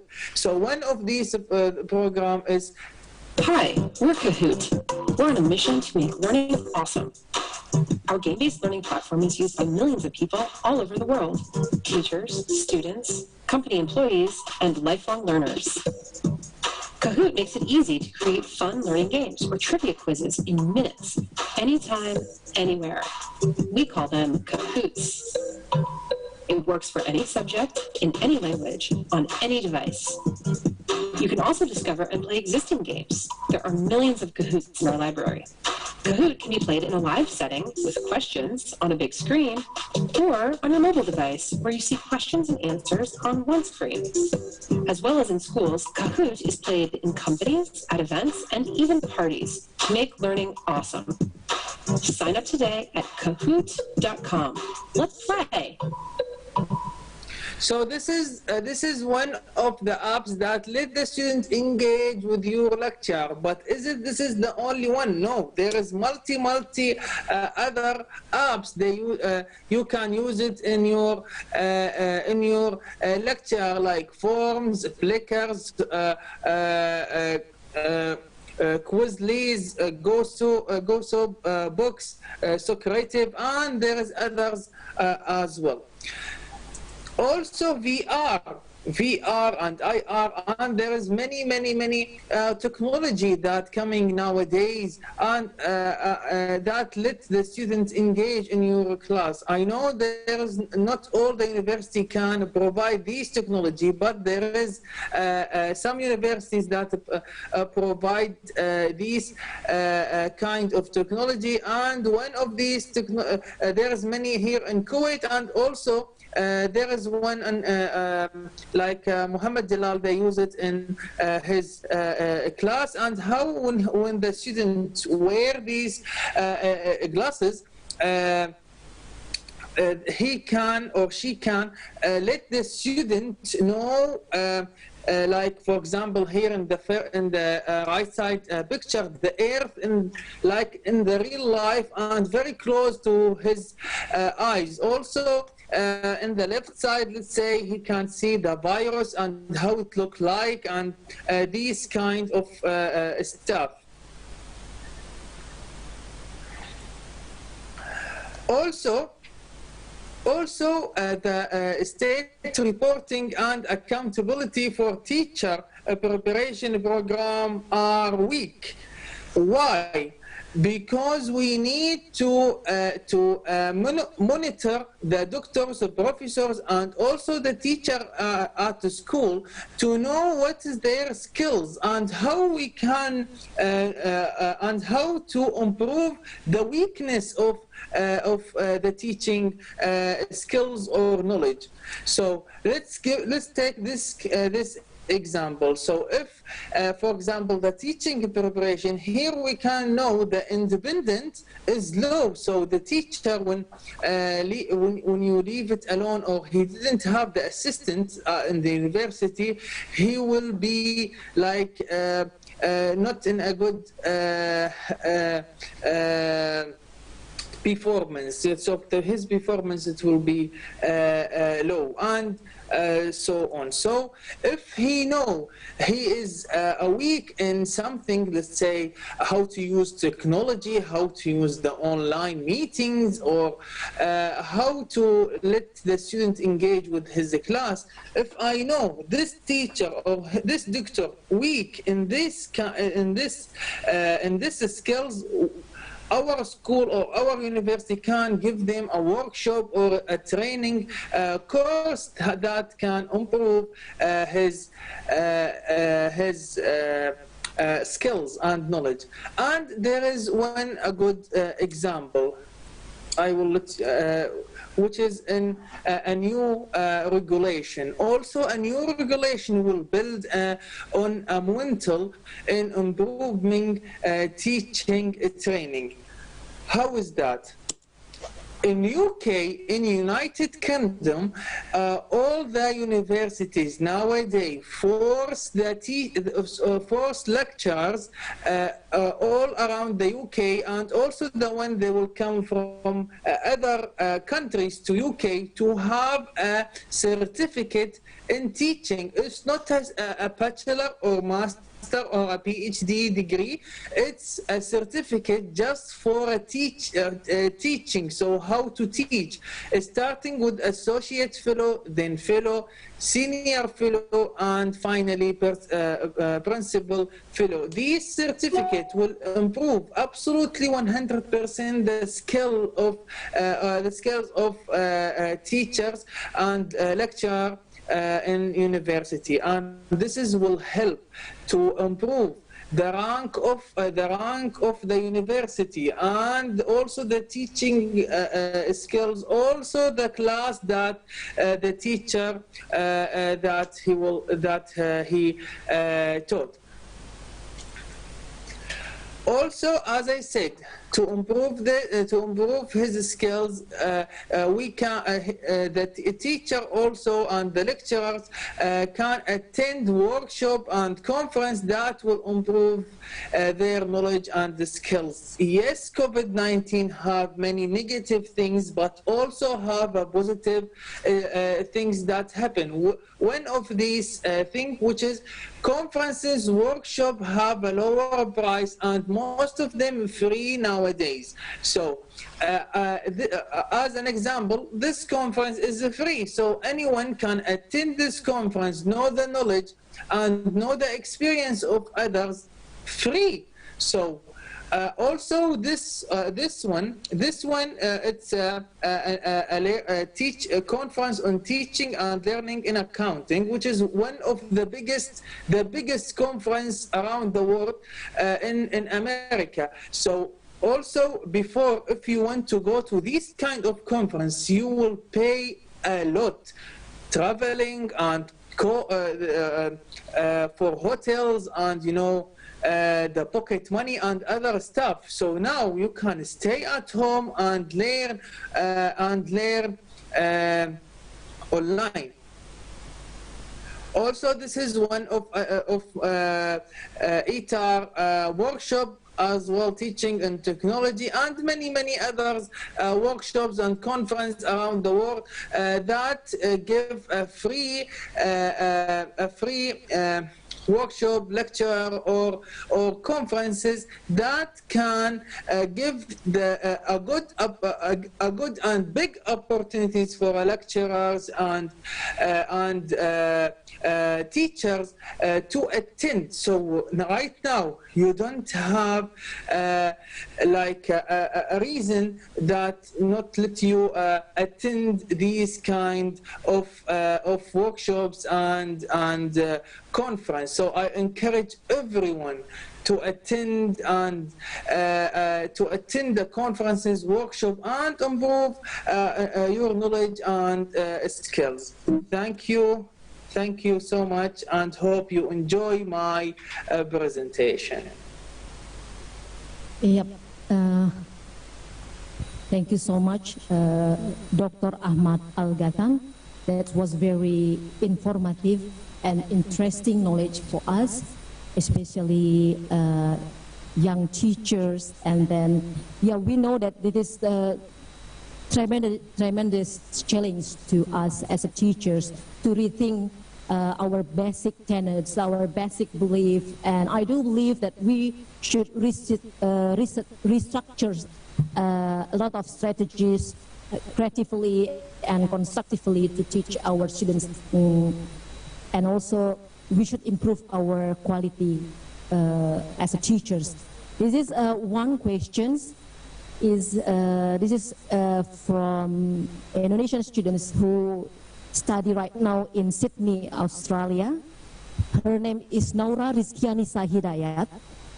She asks you, Professor Ahmad Al-Ghatan, what do you think, and what is the best one that all the teachers, especially English teachers, should have to promote that we as a teacher have a good quality? Okay. Thank you for your question. But as you said, if you talk about as English teachers and how to improve their quality, there is two types right now.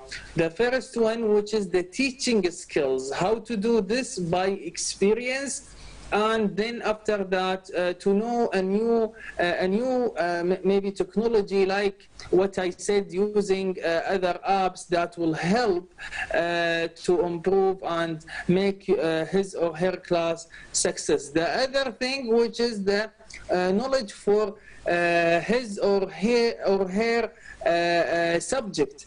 Also, the preparation for her as well will improve her lecturer, and finally attend workshops, conferences that will help a lot. Thank you, Dr. Ahmad Al-Katan. These questions from Indonesia. The question is from Muhammad Arifuddin.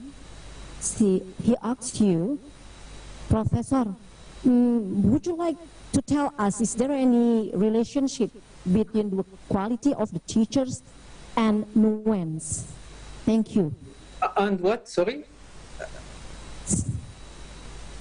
Nuance means like, I think, the question, it means like the relationship between the quality of the teacher is like the teachers itself with the environments around him as a teacher. Maybe it's about the situations and conditions where the teachers live, for example. I think that's because it is a quality with nuance. Maybe he meant the quality of the student and the quality of teacher. If this is he asks us, he typed with us, is there any relationship between quality of teachers and nuance?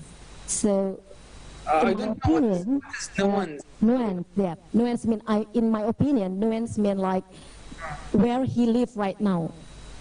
The way where he lives right now. Maybe he has difficulties to become to approach as a good teachers. To a competent, have a competent teacher's quality, so maybe like that. I think wherever the teacher is in any country, in any city around the world, if he have the skills on how to be a good teacher or how to be a good lecturer, and he know how to deal with the student, because this is if he know how to deal with the student and how he can deliver his message, that's it. So the country won't avoid his success.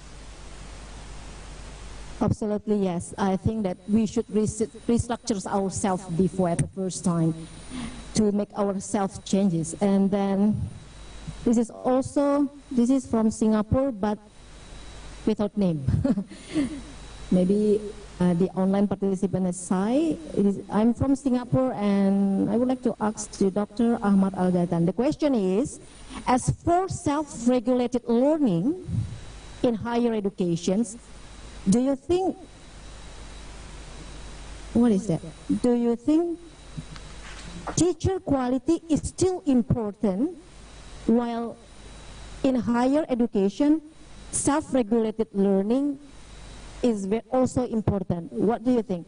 We should relate it to teachers' quality as the first time, or self-regulated learning for our students? Because it cannot be denied that in this era, our students, sometimes they are more clever than the teachers.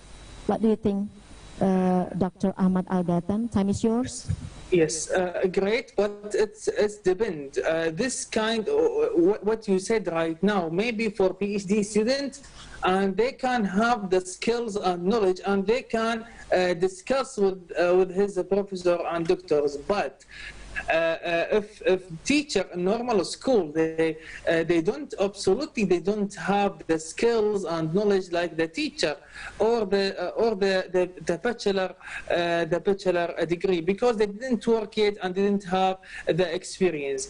However, if the students prepare for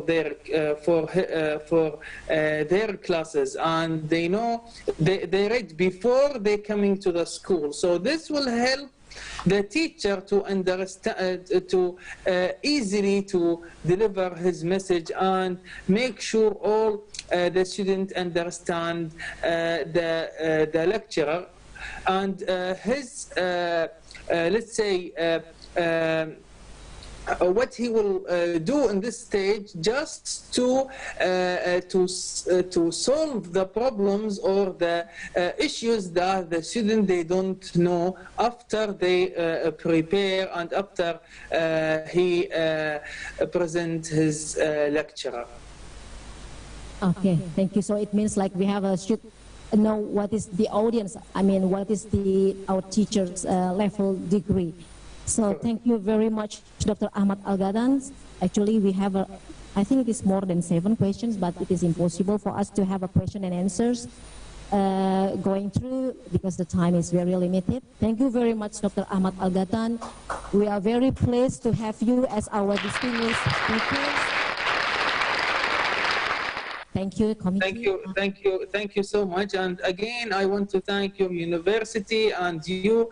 Also, I want to thank all the participants and for joining the conference. Thank you so much, and also for the controlling and how you monitor this conference. I really like it. Thank you so much. Thank you so much, Dr. Ahmad Al-Ghatan.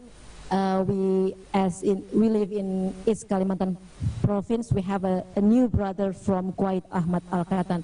Thank you very much. Please send our greeting to all your beloved persons around you, and then kindly please send your PowerPoint to our committee. Thank you very much, brother Dr. Ahmad Al-Ghatan. Assalamualaikum warahmatullahi wabarakatuh, brother.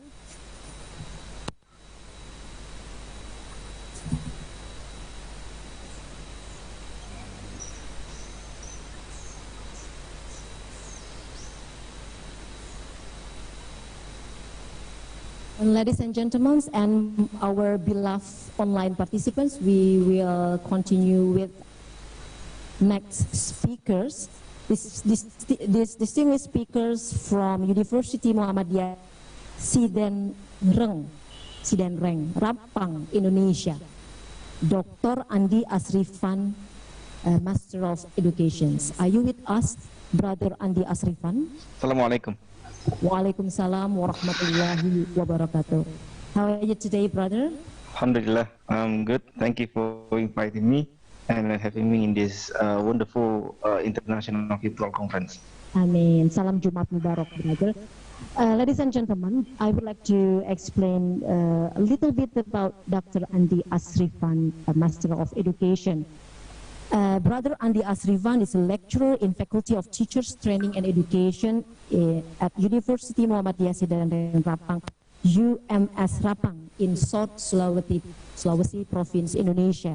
He is also a head of Students and Alumni Affairs of University Muhammadiyah Sidenreng Rapang. Sidenreng Rapang. Sidenreng. Your corrections. He received his PhD in Language Education, concentrations in English language, and also Master of Education from State University of Makassar, Sulawesi, Indonesia in 2018 and also 2011, respectively. He received his his bachelor's degree in Faculty of Teachers Training and Education from University Muhammadiyah Parepare, South Sulawesi, Indonesia in 2007. He got sandwich-like scholarship in Northern Illinois University. They called IAIN USA 2015. He has published more than 20 research articles in leading journals, conference proceedings, including in Scopus and also Thomson's Research. His research interest in the area of English language teaching, ELT, ESP, linguistic, and the applications of technology in education. Dr. Andi Asrifan also a full membership of associations of Indonesian translators. He is a member of Laureate Cambridge Online Language Learning Research Network, or RAN, and also in 2012 to 2016 he was a head of Educational Technology Department of STKIP Muhammadiyah Rapang. He was a director of Center for Language Indonesian, he was a director of the Center for Language and Indonesian Culture at STKIP Muhammadiyah Rapang. I think, and a lot of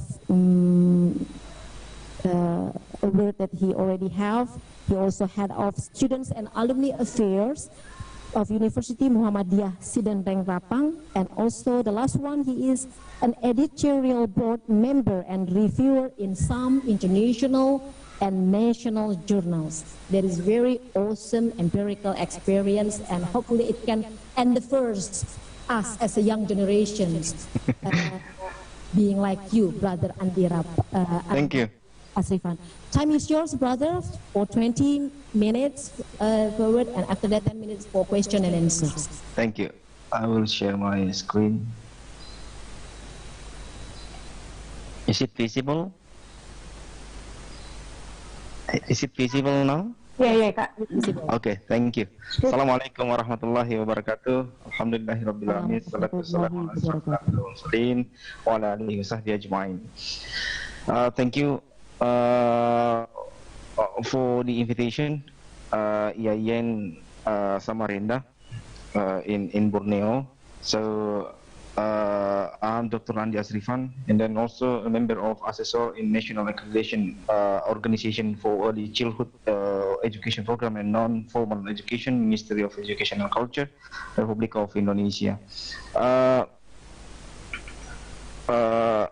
Just now I moved my home base from the Faculty of Teacher Training and Education to the graduate program of my university. 1 week ago, I moved from the Faculty of Teacher Training and Education and then moved to the graduate program in my university. So for this chance, I would like to share about the need analysis in this case, how the multiple intelligence in designing a course on the classroom. This is some problem that we find me as a student when I was in elementary school, in junior high school, in senior high school. Sometimes we feel that the subject of English, especially in English, is far from our expectation, and then also we didn't feel interest in the teaching material and also strategy, technique, and approach that our teacher deliver in our classroom. And then sometimes we feel that we ask about what need English for. You know that in Indonesia, and then different with another country in the world, Indonesia apply EFL, English as a foreign language. That's why it means that if we need English, we must learn it. But ESL is quite different regulation between EFL and ESL. In ESL, that all the students from the base level, from the kindergarten until the university, have to learn English as a subject in their school. That's quite different within in Indonesia, especially in my regions in Kabupaten Sidandeng Rapang. So English, not all school apply this and then include English in their curriculum, but not just a view of school include English. If I forget, just the school who are in the center of the city include English just in extra curricular in their school. So another problem is the environment of the classroom like this. Most of the students feel lazy and then feel bored about the method, the strategy, and the technique that our lecturer or teacher in the classroom. And then the problems also come in this pandemic COVID-19, where most of the students have a problem in having a device, in a good connection in internet, and also in buying a credit for accessing the internet. Another problem also comes to the teacher who feel difficult to make or to design the curriculum that can make their student motivate and interest in doing their class. That's the problem. So let's come to our discussion today. So we will cover that the guideline for designing effective teaching material, and then the multiple intelligence based on Howard Gardner, and then some useful ICT tool in education, and then the way of teaching, and then need analysis, and then hopefully we can come with the in this limited time a practical example of need analysis. Okay, let's come to the first one is a guideline for designing effective teaching material. Here the guideline of teaching guideline for designing a teaching material. So why we have to design our own material for our classroom? So there are some advantage. There are some advantage and also disadvantage. And then we have some consideration, the factor that should be considered in designing the material for our classroom. We cannot just take some material. We cannot just apply some technique, approach, and strategy without looking some consideration in our classroom. The first consideration is we have to look the learner in our classroom. So the factor in the learner is need analysis. We have to know the student needs and their target needs, and then we have to know knowledge about the learner, experience, first language, level of literacy, aspiration, interest, and purpose. And then the second one is the curriculum and the context. That's the value to be taught, goal, and objective. And the next consideration is the resources and the facility. The teacher must be realistic. Access to resource will impact on decision in material design. Personal confidence and competence. In this case, knowledge, experience, attitude, and how to use guideline correctly. And the last one is copyright compliance, restriction, implementation, and awareness. And the last one is time, sharing the material, working in team, and then organizing the material. So here the 10 guidelines in designing the effective material. The material should be contextualized. The material should stimulate interaction and be generative.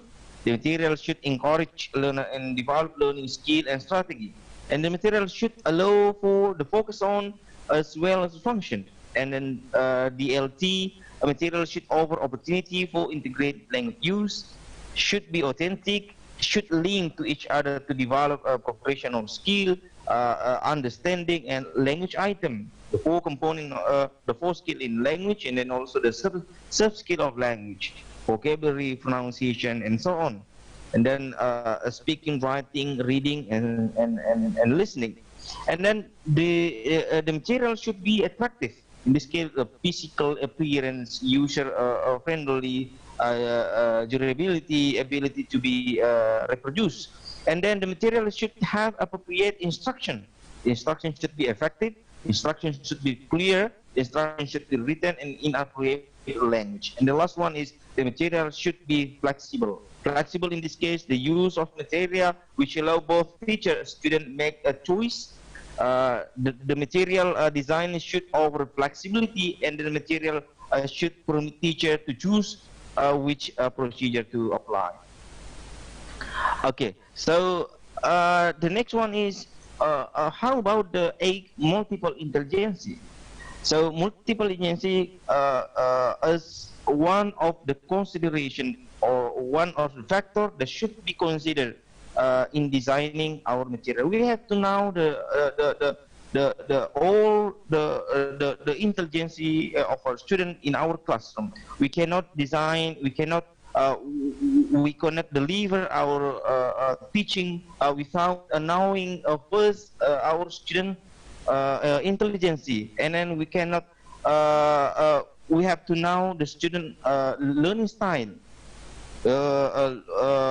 Because some of our students are intend or prefer to learn with their auditory, their kinesthetic, and then their visual. So here, based on Howard Gardner, the first one is some of our students has intelligence in logical, mathematical, or number smart. Here, the capacity to understand number and principle. The specific ability here, numbering, reasoning, uses number, calculation, estimation, quantification, skill, and logical thinking. And then the everyday use here, so solving the puzzle, and then managing the family finance, and then the delivery method here. We can deliver our objective or our material through a logical puzzle, through the computer program, through a timeless, a graph, a quotient, flow chart, invention, and business plan. And then the next one is here's some possible career path for the mathematical intelligence, or the smart math, auditor, accountant, portion agent, underwriter, mathematician, scientist, statistician, and then actuary. So the next smart here is interpersonal intelligence, or the people smart. This is the capacity to understand other people. So the specific ability here is assume distinctive social role, sensitive to the feeling, belief, moods, and intention to other, take action, work effectively with others. And everyday use here, asking and giving direction. Interacting with co-author and parenting. And then the delivery method that can apply for our classroom is like tutorial teaching. We design in class through the role play, leadership role, community and service, community action, peer mediation, moral dilemma, and action basis. The possible career paths here, administrator, manager, personal worker, psychologist, nurse, public relation person, social director, and teacher. The third here is naturalist or nature smart. This is the capacity to understand the natural world. The specific ability here, the observation skill, pattern recognition and classification, and and solve the problem. The everyday use here, cooking, like cooking, gardening, enjoying the scenery. So the delivery here, we can instruct our student, for example, in teaching biology, we can instruct the student to plant the flower, to explain step by step, starting from planting the seed, for example, and then how to describe if the flower in bloom, and then how to plant the rice, for example, and then instruct to make the field note, creating the classification system, survey of flora and fauna, outward bound study, explain animal husbandry, and then nature walk. And then the possible career here, astronomer, botanist, conservationist, gardener, farmer, animal trainer, zookeeper, and then geologist. And then the next one is the bodily kinesthetic, or in this case, body smart. Body smart is the capacity to use your body to solve the problem. The specific ability here, for example, athletic movement, creative movement, body control, fine motor ability. And if they use here picking something, playing on the sport and team, and then developing more method like painting, dance, performance, mime, performance art, play, making jewelry. And then the possible career here, being an athlete, we can lead our student to become a physical education teacher, dancer, actor, a firefighter, and then artisans. And then the interpersonal intelligence, or smart, or self-smart.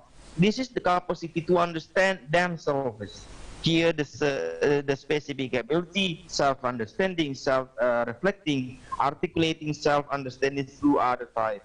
And then the everyday use here, job career assessment, the religious practice, and then the delivery method. We can instruct the student in our classroom to write the portfolio reflection, genealogy, music composition, autobiography, therapy, action plan, journal diary, and then poem. And then the possible career here, the psychologist, therapist, counselor, theologian, program planner, and entrepreneur. Next one is in a musical or music smart. Some of the students are like the music. The capacity, this is the capacity to think in music. Specific ability here, like self-understanding, self-reflecting, and articulating self-understanding through other type and expression or intelligence. And then every day, yes. How many minutes? Andy, you only have 1 minute left. Oh, thank you. Sorry. Playing the musical instrument, distinguishing between different sound, and then presenting music. Here are some delivery method, recording, dance, poem, sound effect, and so on. And then the possible career here, the music critic, music.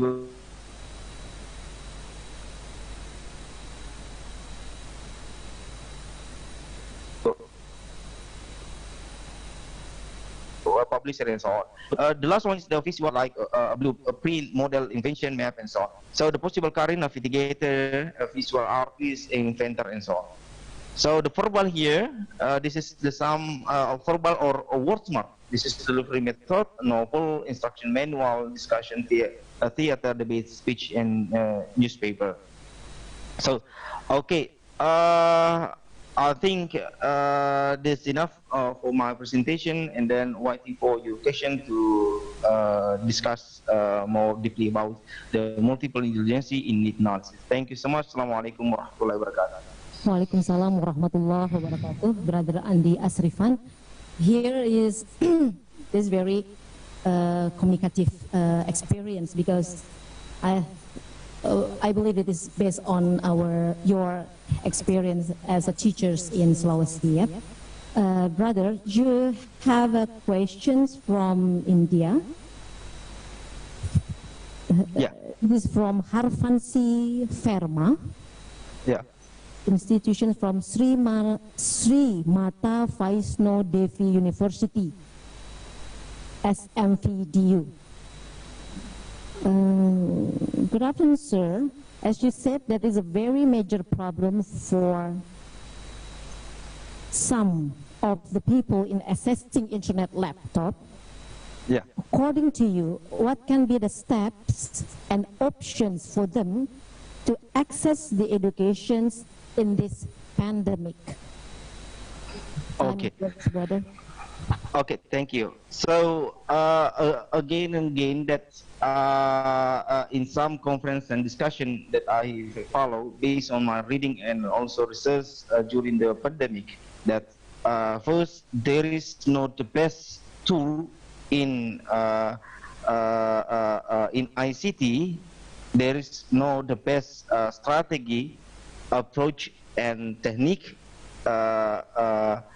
in teaching. Is depend on three components. The first component is who want to deliver it, who want to use it and apply in the classroom. The second one is we have to look our student condition. So we have to consider some condition of our students, because some of our students are live in out of area of connection, and the second is some of students are haven't a good device in connecting our material. And then the last one is we have to consider the environment. The environment, is it possible? Is it suitable? Is it available to apply those in our place? Is it a good facility to connect it, and so on? So it's depend on the three conditions. I think that's all. Right. Especially for a developing country like us in Indonesia. Yes. We essential concerns for all of us, especially teachers. I agree with you, three of the main point, that because there isn't best method or best method or technique that we can use in these concerns. Who wants to deliver it or who want to use it, and then we should aware about our students' conditions. And the last one, so talking about the environmental. That's right, the environment. Available of that one. Thank you very much, brother. Yeah. Then this is from Mr. Maskur from Polewali Mandar. Yes. I have a question for my brother, Dr. Andi Asrifan. Based on the need analysis, how to design online-based learning for students who experience difficulties in learning, and what methods are appropriate to use in the online-based learning process for students who have difficulty learning? Yes, thank you. So we have to back to the theory that need analysis has three common definitions. The first one, need analysis, is the optimization of a language.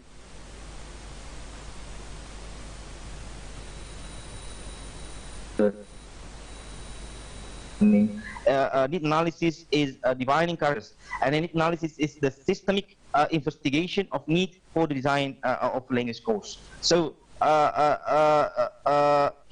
here are some steps in getting the data of need analysis. We're starting from the establish of the purpose of need analysis, and then the next one is the limit the student population, decided open approaches and syllabus, select method and collecting data, and then the next one we do the need analysis research. What we are going to do? The first one, we collect the data. We collect the data from the student need analysis.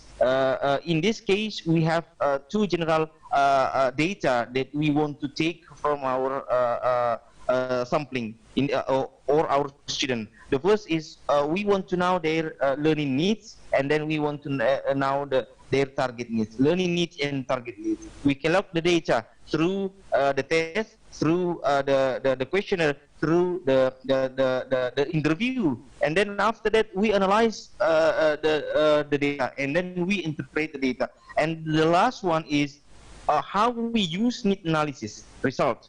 And then in this phase, we determine the objective. We evaluate and report the analysis project, and then we implement the decision, open finding regarding material, strategy, technique, and approach. And then the last one, we design it on further into for ongoing curriculum evaluation. So that is some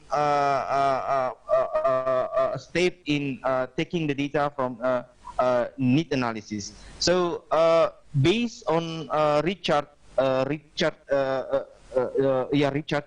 in language curriculum design, if I forget, in 2001, the purpose of need analysis itself is to find out what the language skill of the learner needs in order to perform in target situation, to have the return to determine if in an existing course adequately address the needs for the potential student. And then the next one is to know their most in need training in particular language skill, to identify the change of direction that people in reference group feel is important, to identify the gap between the student and who are able to do, and then who not able to do. We have to identify this gap, and then we design the material based on their needs, not based on the teacher needs. That's very important that we have to know. We design the material based on our student needs, not based our needs. Thank you. That's right, absolutely. And we all agree that we are open for change, brother, yeah? We are open of change as a teachers, and it is a challenge, but it is also essential for improvement ourselves. Yes. Thank you, brother, and time is limited. Oh, really enjoy the discussion. I really also enjoy, and brother from Sulawesi. Yep, is that right, Sulawesi? Yep. Send our greetings, our committee, to all of people around you, and thank you very much. Thank you, most welcome. Here is barakah for us. Salam jumpa. Amin. Thank you very much. Assalamualaikum. Waalaikumsalam warahmatullahi wabarakatuh. Okay, thank you. And then, thank you, my dear friends here, the committee. And the last session is the last session is very interesting because she is the only one speakers, a woman. Yep, it's a beautiful woman. Because all of the speakers that we have in this virtual international conference are men, and then she is the only one. Dr. Mutmainah, Master of Education from University Al-Syariah Mandar, Indonesia. Syariah Mandar, Indonesia. Okay, thank you. Are you with us? Yeah. Always. Always. Lovely to see you, sisters. Yeah. I would like to introduce yourself briefly to our online participant, sister.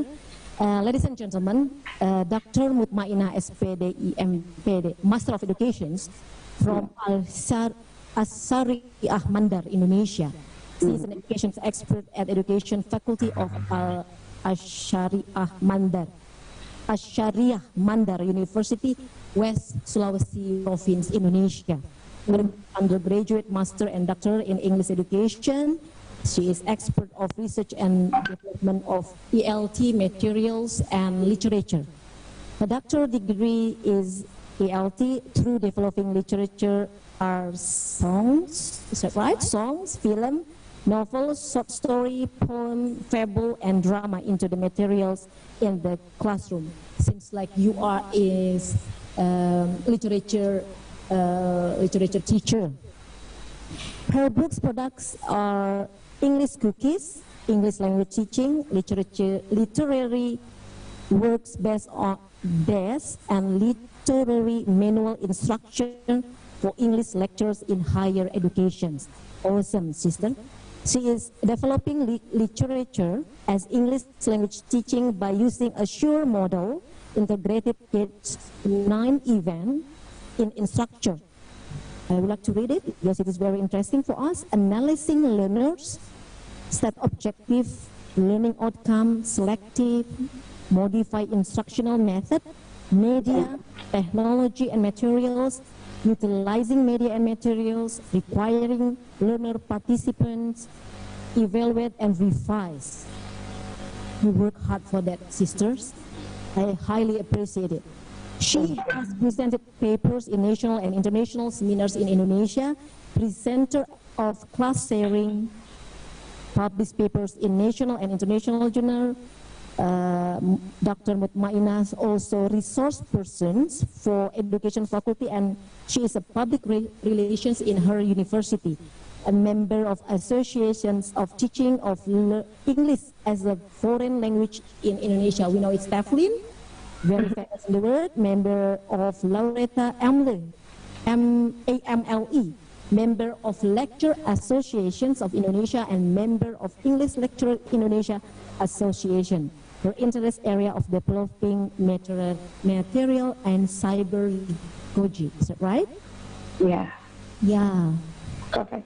Very interesting. Time is yours, sisters, for 20 minutes forward, and after that 10 minutes for question and answers. Thank you. Okay, let me to share my screen right now. This is available. This is clear for you? Yes, sisters, very good. You look so beautiful. Okay. Bismillah. Assalamualaikum warahmatullahi wabarakatuh. Bismillahirrahmanirrahim. Alhamdulillah, alhamdulillahilladzi hadana li hadza wa ma kunna linahtadiya laula an hadana Allah. Allahumma shalli ala sayyidina Muhammad wa ala alihi sayyidina Muhammad. I would like to say thank you very much to the chairman of IAIN Samarinda, and thank you to all of the keynote speakers from day 1, day 2, and the last day today, and all of the participants and the committee.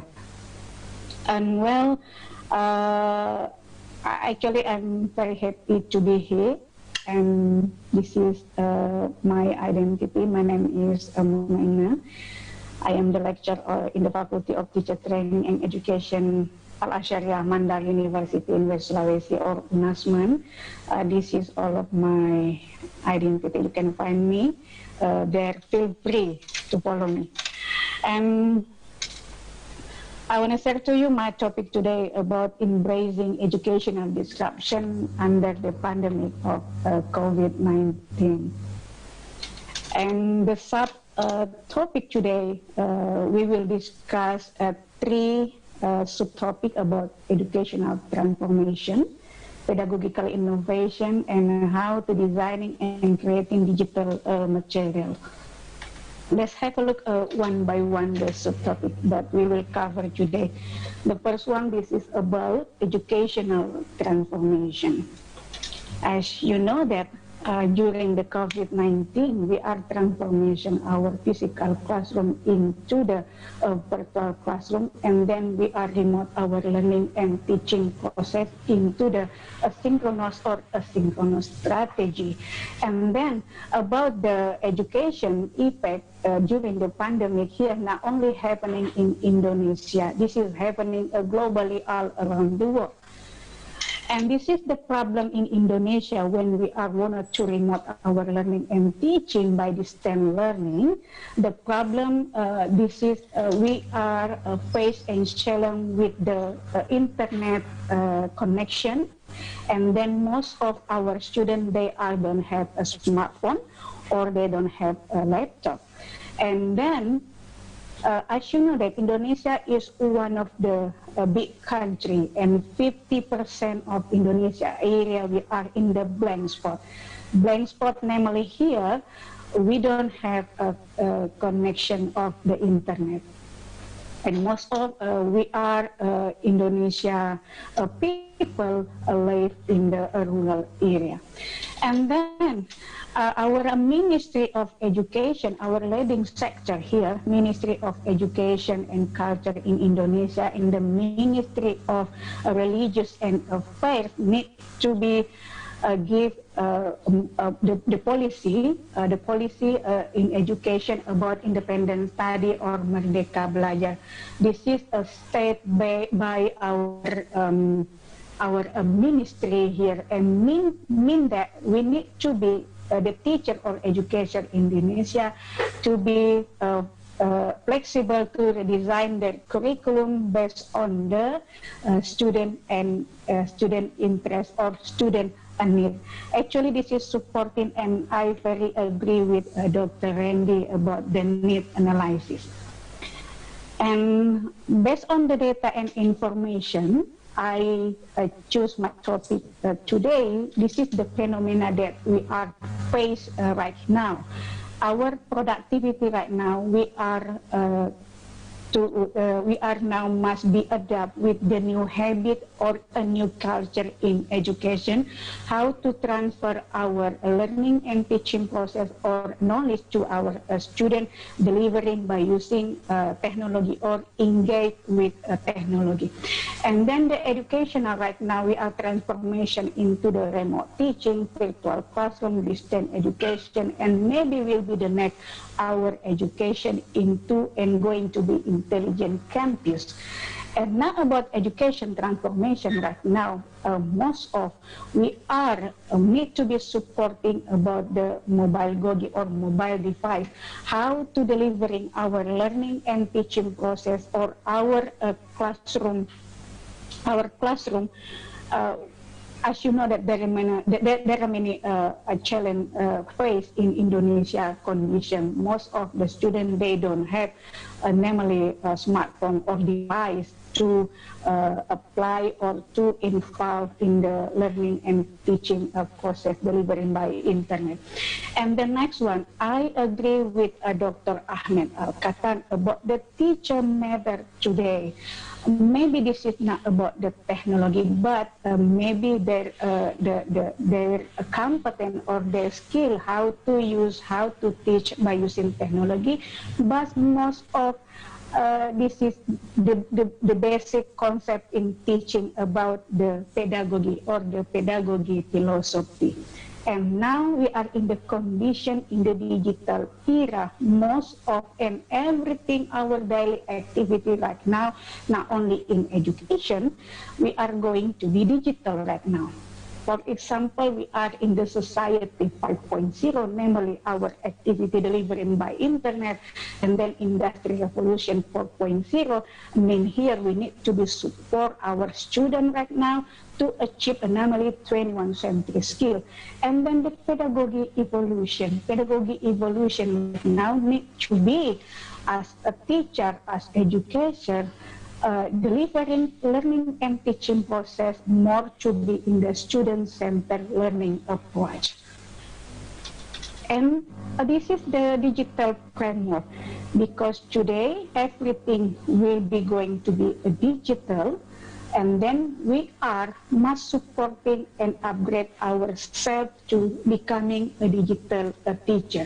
As you know that in Indonesia, not only Indonesia, the data, the survey from the British Council on May, most of educators have a problem all around the world about the low use ICT or technology, how to integrate the technology in their classroom. And then that's why we need to be a becoming digital teacher. What is the digital teacher? This is one of the supporting theory. Digital teacher, this is need to be how we are educators to provide our students with the digital skill and digital competence. And this is the indicator when you are going to, or you can claim you are a digital teacher when you can find and evaluate authentic web-based content, use a social media for professional development and basic ICT skill, using software to support critical thinking, the ability to use digital technology to be more effectively communicate and information with your student. There are many problems right now how to deliver in our learning and teaching process with synchronous or asynchronous strategy. Most of the students state they are safe. Our teacher right now only give us assessment or us, not teaching. And then not only the teacher or educator becoming a digital teacher, but we need to be support and facilitate our student to becoming a digital learner or digital student. As you know that the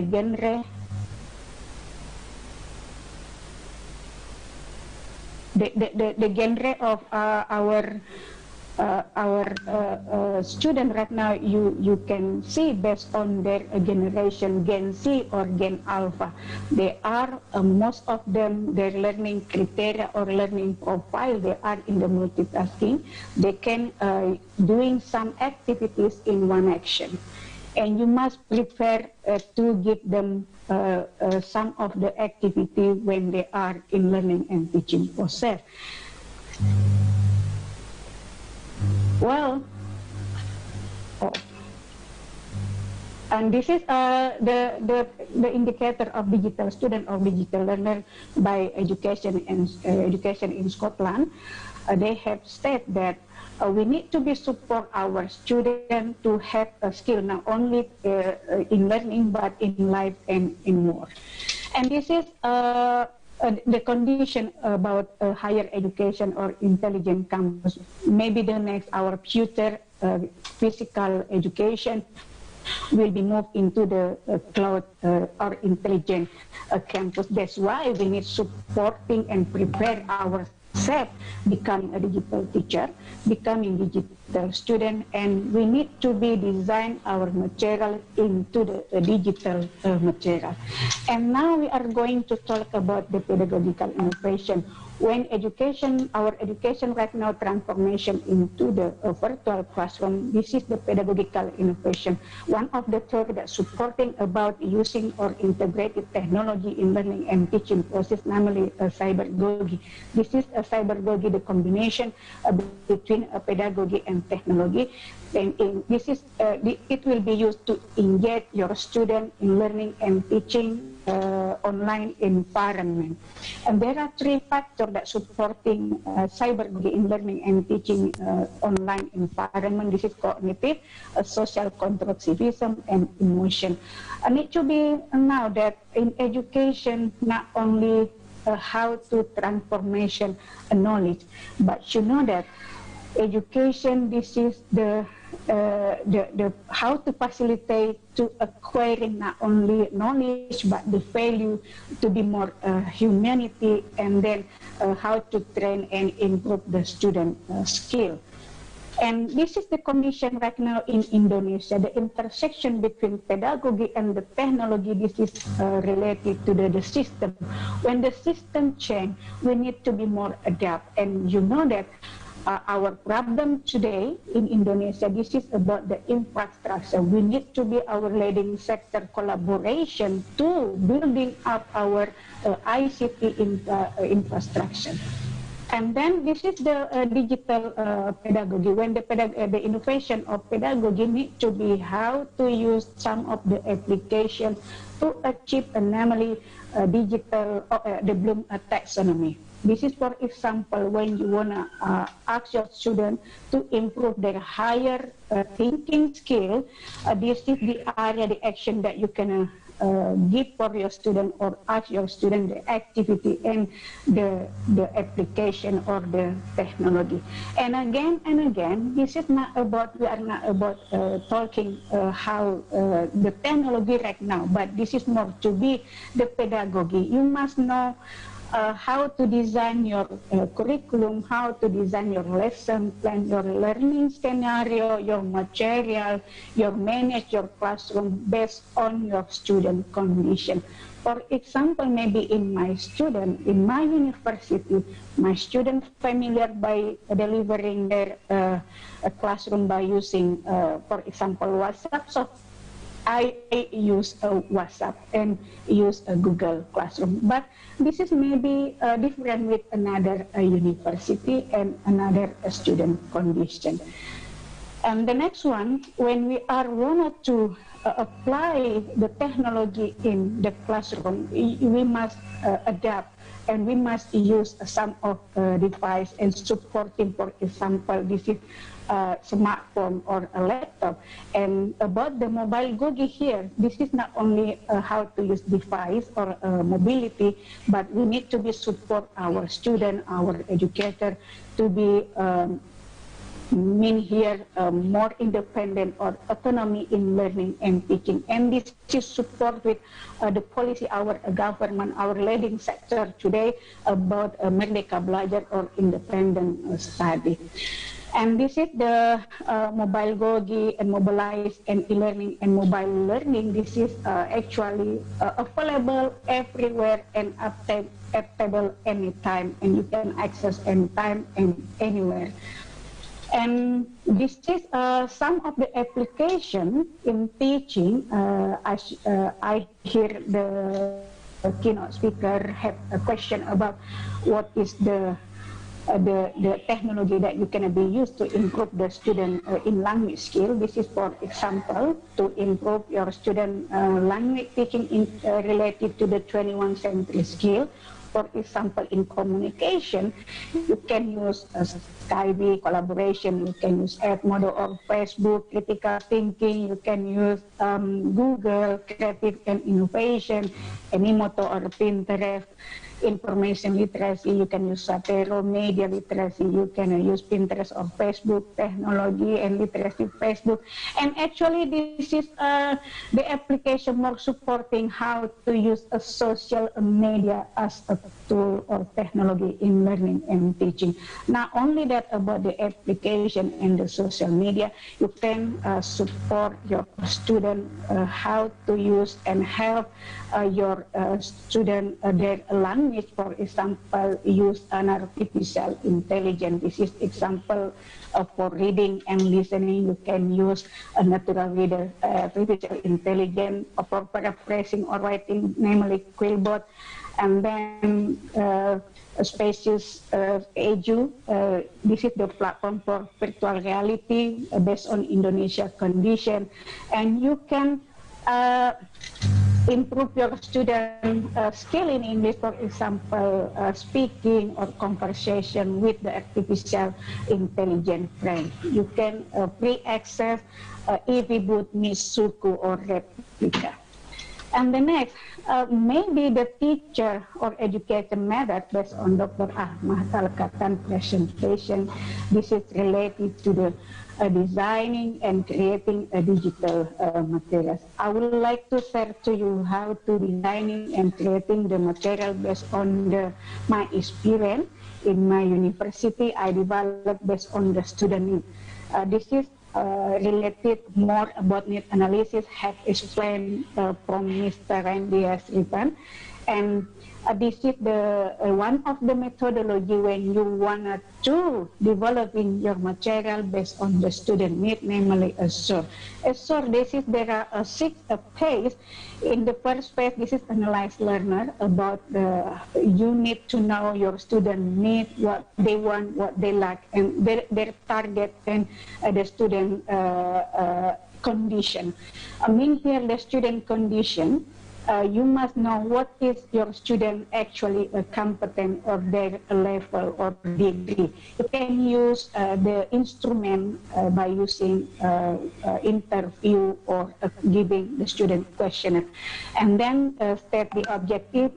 You need to be develop their student competent or skill based on the student need. And the next, you must select the method, the media and material again and again. This is come back again with your student condition. And then during the learning and teaching process, you need to be utilize the media and material. You need to be prepare your environment, your classroom. What about your internet connection, the tools that more familiar with your student and you as a teacher. And then require learner participation. In this mean here, we need to be more in the student-centered approach. And the last of or the end of the semester, you can evaluate and revise. And this is one of example of the matrix before you are developing your lesson plan or your learning scenario. This is divided into the one of the theory that supporting here, for example, PISA, Gen PISA. This is namely a project-based learning. And Ganya, this is the activity of the instructional design that you can apply in the classroom to achieve namely the 21st century skill or higher thinking skill based on the Bloom or Anderson taxonomy and the digital tools that you can be used to achieve all of them. And this is my my product that I have developed in my material based on the student need. This is feel free, you can access my Google Playbook. And when you want to designing your material into the digital material, some of the application that you can be used here, namely Articulate Mobile, Lectura Inspire, and Mobile Learning Android application. Actually, Mr. Mohammed Nada from Egypt very expert about this application. And one of the example, I want to show to you how to develop the material based on the student need. This is the questionnaire that I have distributed to the student by using a social media by Facebook, and there are many countries here answer.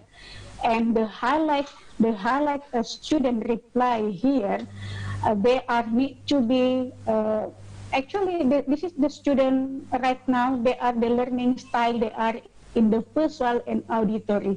Most of them choose how to develop the material based on the film and song.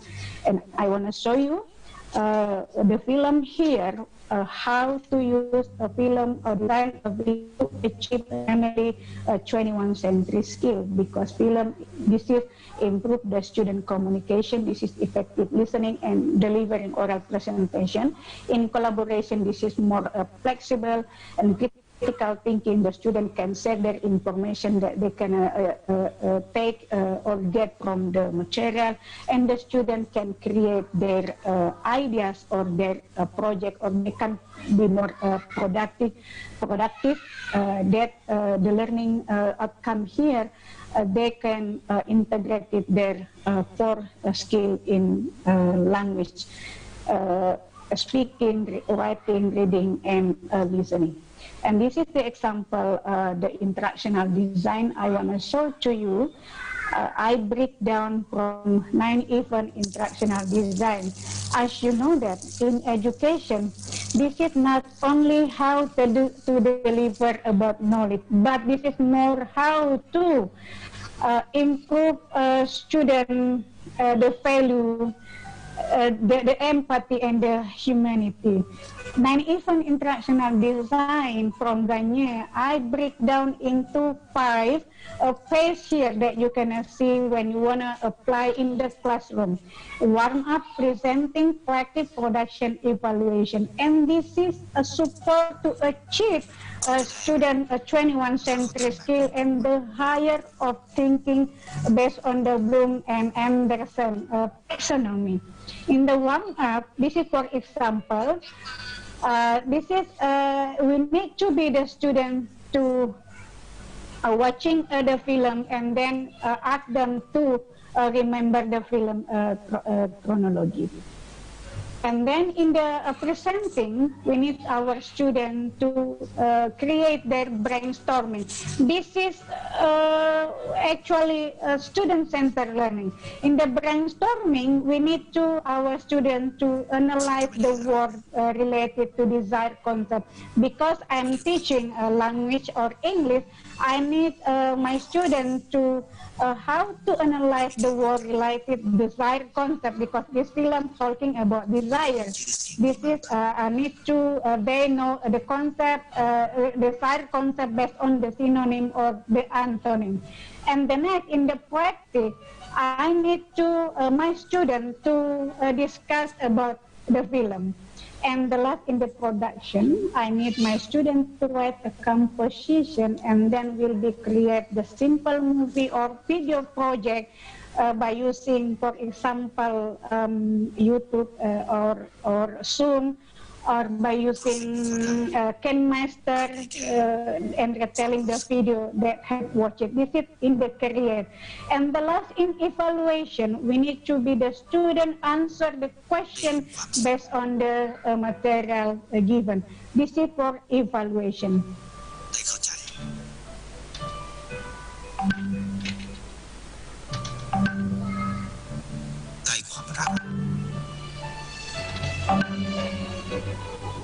And the next, this is I developed the material based on the film.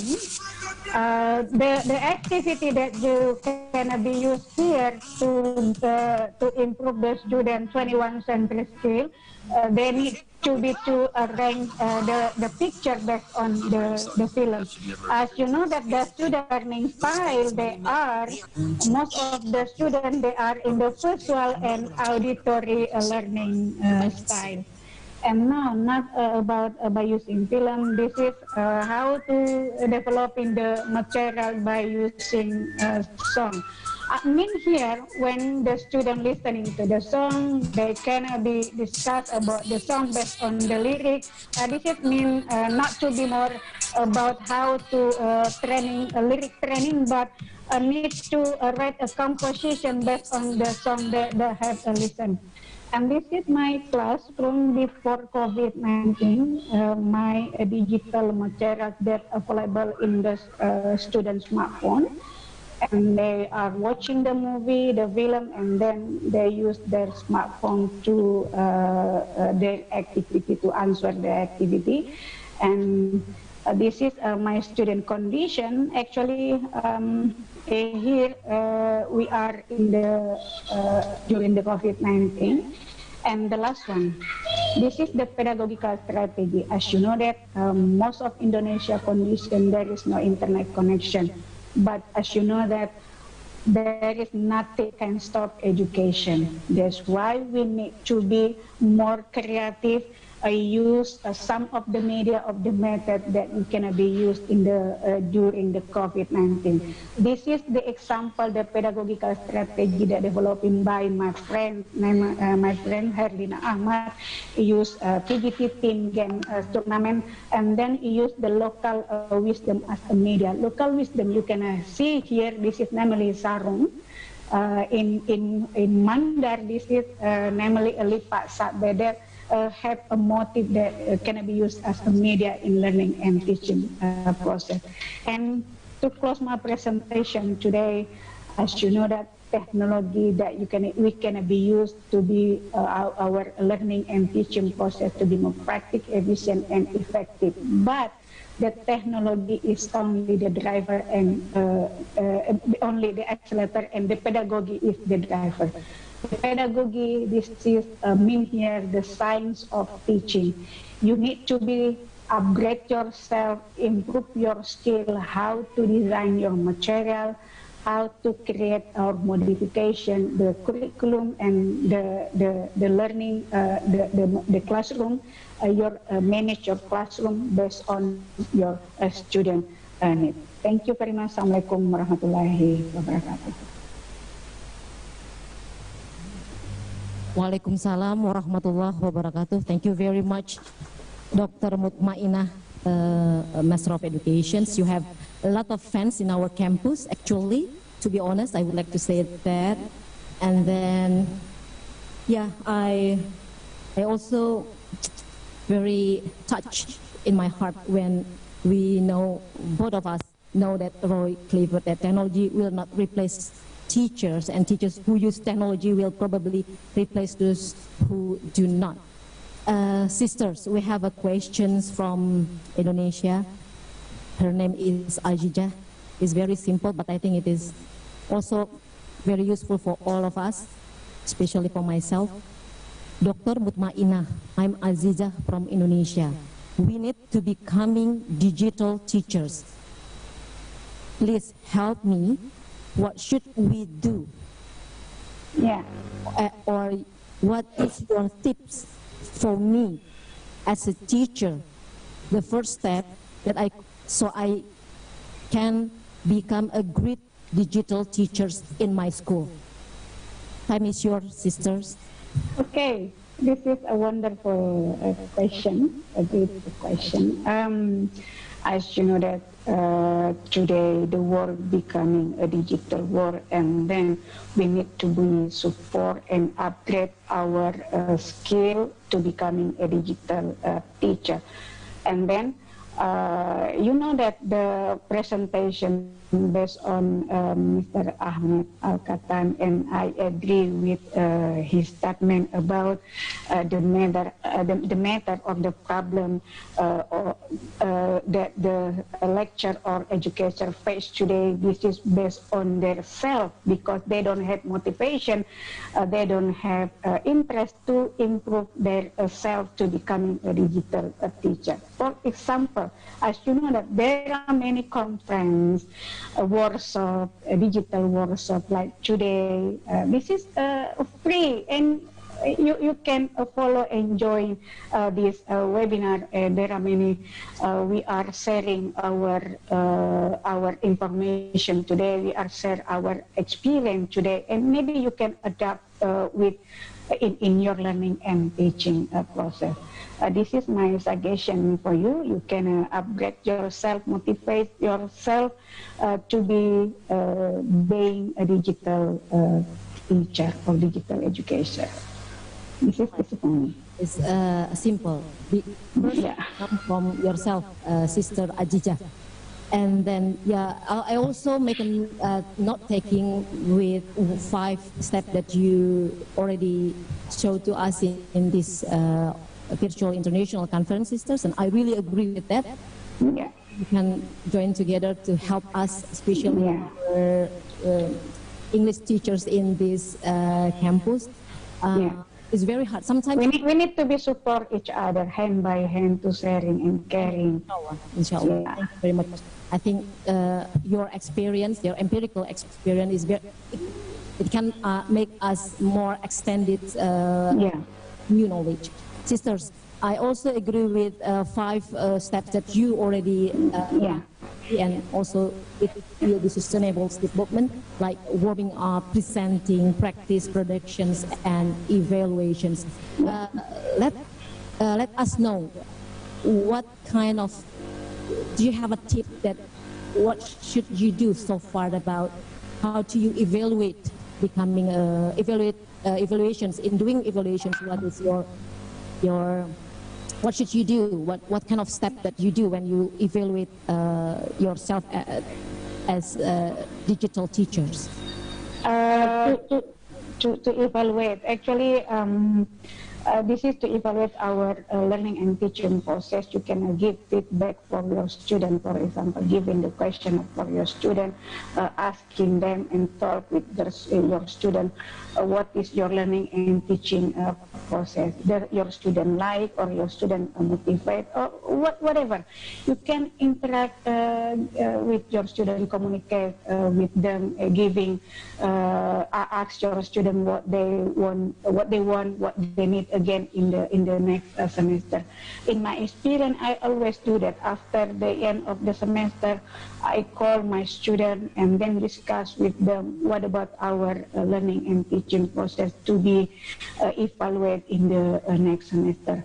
For example, in the last semester, I always use Zoom and Webex. I deliver my learning and teaching process full online or full asynchronous.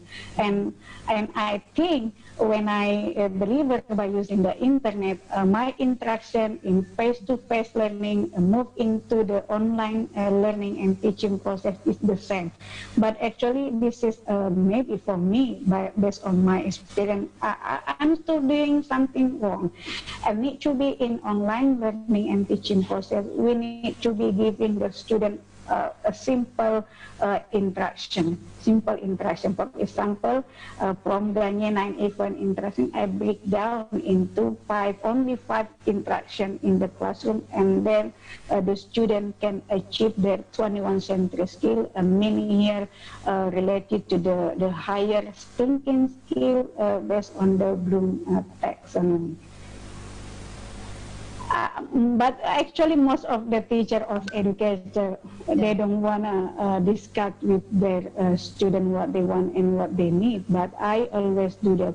They ask me to, ma'am, I like when you are using a movie or film. Yeah, for the next semester, give them a film and a movie again. This is based on the student learning style. As you know that most of our students today, but you can identify firstly your student condition. In my student condition, they are a learning style. They are in the visual and auditory. Most of them. That's why they like when I use a film and song in my learning and teaching process. This is based on my experience. Yes. Maybe different with you. Yeah, definitely I agree with you. Because as a human, as a teachers, we also have a strengths and weaknesses in our teaching and learning. We already know that English is not our mother tongue. This is the last one question, sisters. Yeah. From Muhammad Al-Rizki. I'm from Indonesia. But right now I'm a master degree student in one of the university in Melbourne, Australia. Yeah. Dr. Mutmainah, since we are concerning to help students by HOTS questions, don't you think lots question is also need to get the students' basic knowledge? Time is yours, sisters. This is about the question. Actually, when we are doing in learning and teaching process, maybe as you know that in education, this is not only about the transfer of knowledge, but we must to facilitate our students to acquire about the empathy, to be more humanity, and then the value, the beliefs, and many more. About the question, I mean that here, this is related to your content or your materials and your student condition. Maybe your student condition just like to be create. For example, I use project-based learning.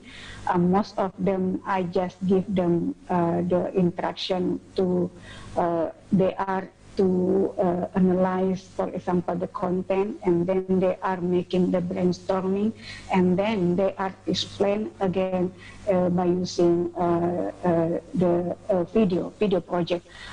This is for higher education, because I'm teaching in higher education. You know that in higher education you can free to create your lesson plan, your lesson scenario, and you can developing some of resources as a material. For example, based on the student questionnaire, they need to be by using a film or a song. So I develop the material based on the what the student need. Maybe this is for me. That's right. I do believe that so far as a teachers, you are always familiar with visual and auditory learning for your teachers. Hopefully, all of the participants and myself, I can do it better and better and better because of your presentation, Sister Mutmainah. Thank you. Dr. Mutmainah, my beloved sisters, our beloved greetings for all of your beloved people at home. Nice to see you, and thank you very much for your presentation. Assalamualaikum warahmatullahi wabarakatuh.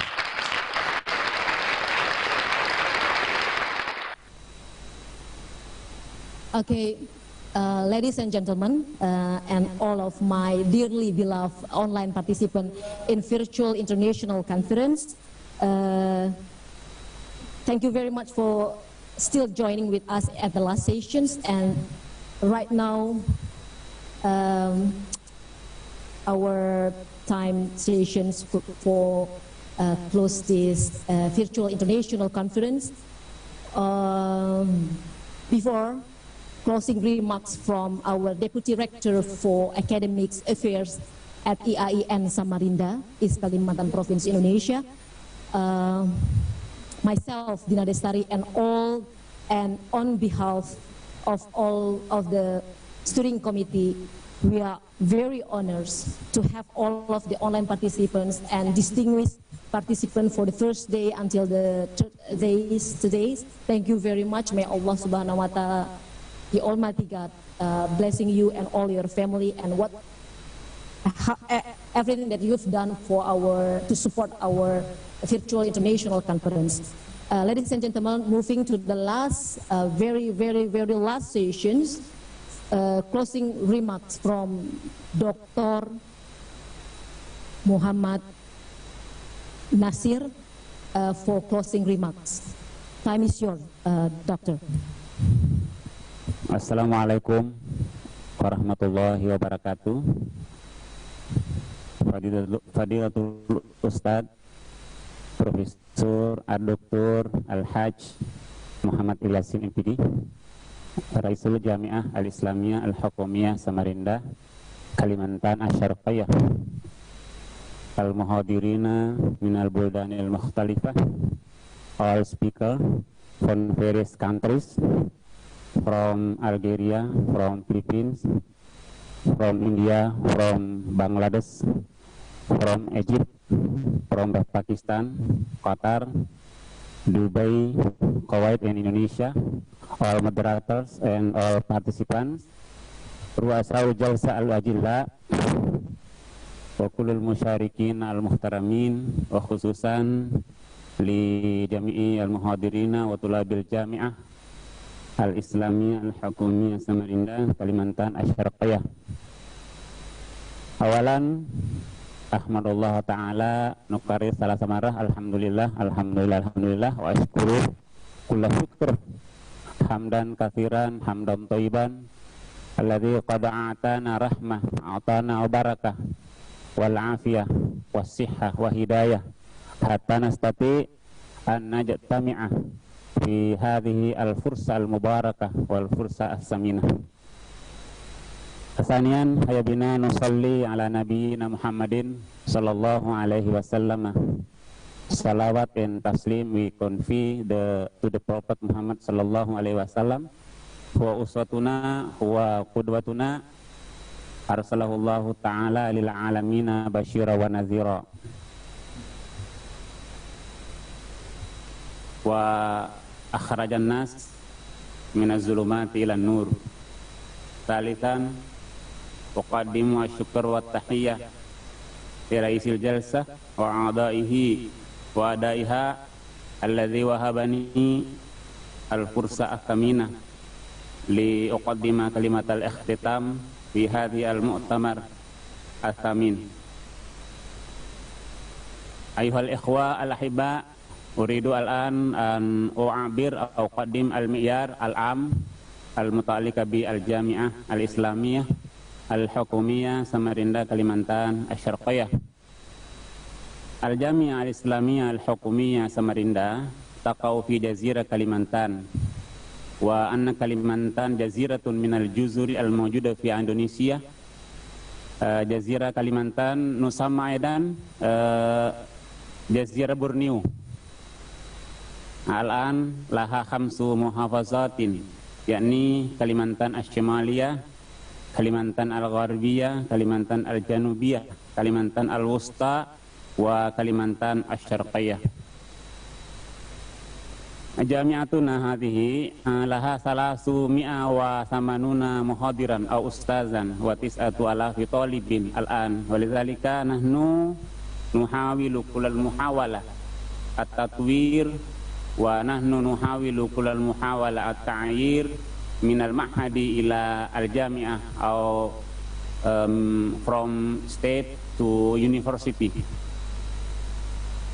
Hunaka farqun baina al-ma'hadi wal jami'ah. Hinama nastati an nuhawil aw nutawwir ila al-jami'ah yajuzu lana an nutawwir al-kulliyah al-'ammah yumkin kulliyatut tib, kuliyatul ghabah wa ghairi dzalika. Ayuhal ikhwah al-ahibba aynama antum takunun, al-an indana arba'u kuliyatin, yakni kuliyatut tarbiyah wal muallimin wa kuliyatus syar'iyyah wa kuliyatul usuluddin wal adab wad da'wah wa kuliyatul iqtisadi al-islami wa lana aidan adirasa al-uliya. All speaker and participants, State Islamic Institute of Samarinda East Kalimantan express its higher appreciation to all participants. I really hope that this activity will provide the greatest benefit for institutional development. By the virtual international conference, we can share knowledge, we can share experience with others that hopefully can be an inspiration in personal and institutional development. Ayuhal al-mustami'ina hainama antum takunun biwujudi hadha al-mu'tamari ad-duwali al-iqtiradi kahadha yumkinuna natabadal al-ara, yumkinuna natabadal al-ma'arifah wal khibrat ba'dun al-ba'd. Arju kullar raja ay yakuna masdar ilhami linnumui wa tatwiri al-mustamir kafardin aw kasyahsin aw kamuassasin. Atamana aidan hadha al-mu'tamar yu'tina fursa katsirah, yu'tina fursa saminah li ta'zizi al-alaqa al-mustamirrah wa ta'awun al-mustamirrah fi ta'lim wal bahath wa al-abhath wa nashr al-maqalat ilmiyah. We can provide opportunity to continue relationship, to continue collaboration in education, in teaching, in learning, research and article publication. Wa bimawjudi hadzal mu'tar yumkin yu'tina fursa katsira aidan li bina'i al-mawaridi al-bashariyah bainal jami'ah mislu tabaduli tulabi al-jami'i atau tabaduli al-muhadirin.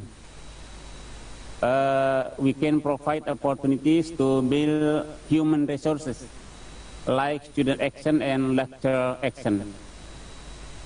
Ayuhal mustami'in al-kiram aynama antum takunun, furthermore, on behalf of myself and the university, I apologize to all parties if there are any mistake in the implementation of this virtual conference. Thank you once again.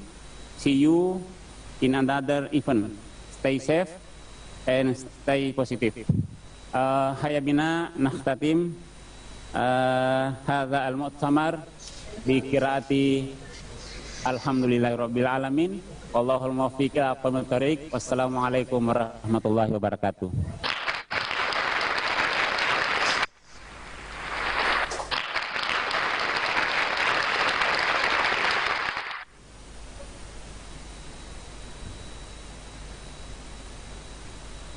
Thank you very much for closing remarks from our Deputy Rector for Academic Affairs, IAIN Samarinda East Kalimantan Province. Ladies and gentlemen, with the closing remark from our Deputy Rector, it means that all of our events already finished and we are honors. I'm Dina Destari and all of the steering committee of this virtual international conference would like to say very honored by all of the participants, online participants, and also all of the speakers across the world that I cannot mention one by one. Thank you, thank you, thank you, and thank you very much. I believe that all of us have already having from these presentations will enlighten our knowledge, empirical our experience, and also our mindsets about what should we do as a teachers, what should we do as a academicians or even as students in this how to tackle our teaching methods and teaching learning in the new normal era, especially for higher educations. Thank you very much, and don't forget to subscribe our YouTube channel IAIN Samarinda. Hopefully you always comment, give your comment, share and subscribe our link. Thank you very much and have a nice weekend. Salam Jumat Mubarak. Wassalamualaikum warahmatullahi wabarakatuh. Waalaikumsalam warahmatullahi wabarakatuh.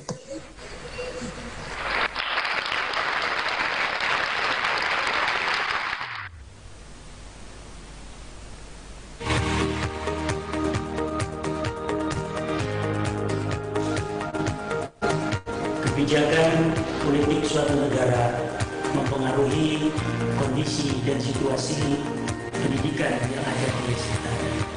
Dengan berubahnya kebijakan, Republik Indonesia ibu kotanya akan berpindah ke Kalimantan atau Borneo. Menuntut kita semua, termasuk IAIN Samarinda, untuk berbuat yang terbaik sesuai dengan tuntutan peradaban bangsa. Selamat bergabung dengan IAIN Samarinda. Assalamualaikum warahmatullahi wabarakatuh.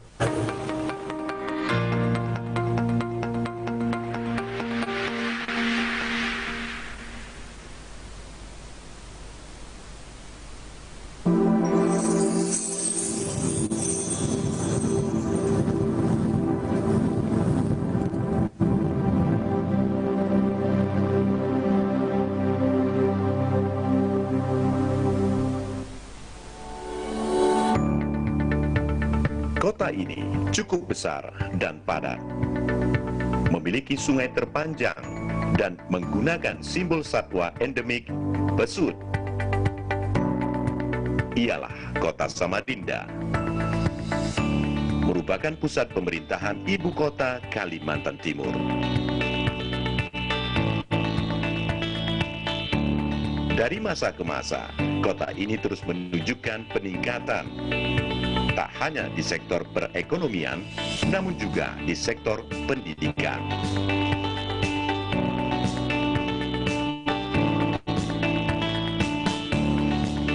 Institut Agama Islam Negeri Samarinda merupakan pendidikan tinggi pertama yang mengedepankan pengetahuan agama Islam.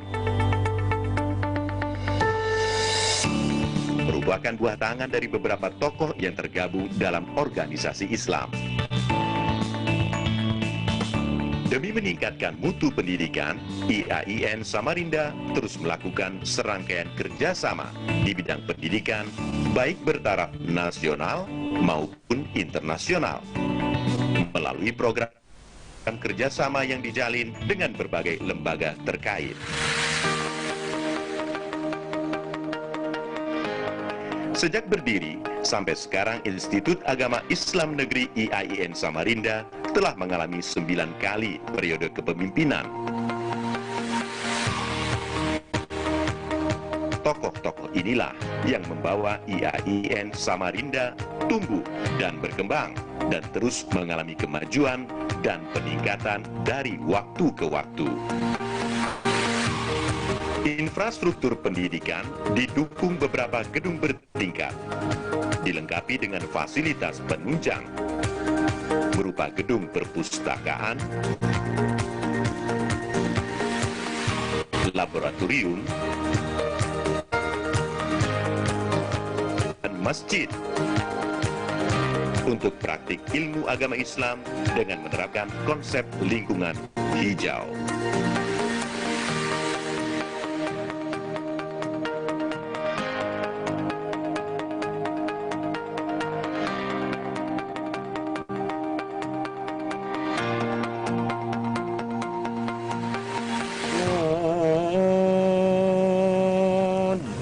والقلم وما يسطرون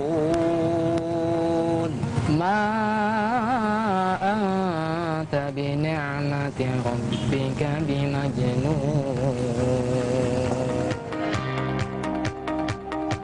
tidak hanya pada tumbuh kembang fasilitas, namun juga pengembangan pada fakultas dan jurusan seperti Fakultas Tarbiyah dan Ilmu Keguruan,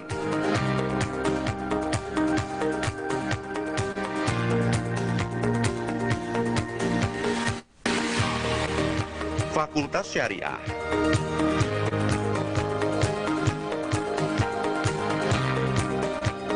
Fakultas Ekonomi dan Bisnis Islam,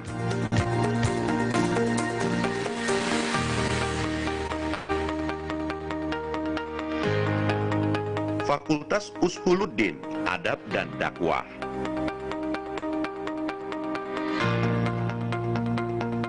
Program Pasca Sarjana atau Magister,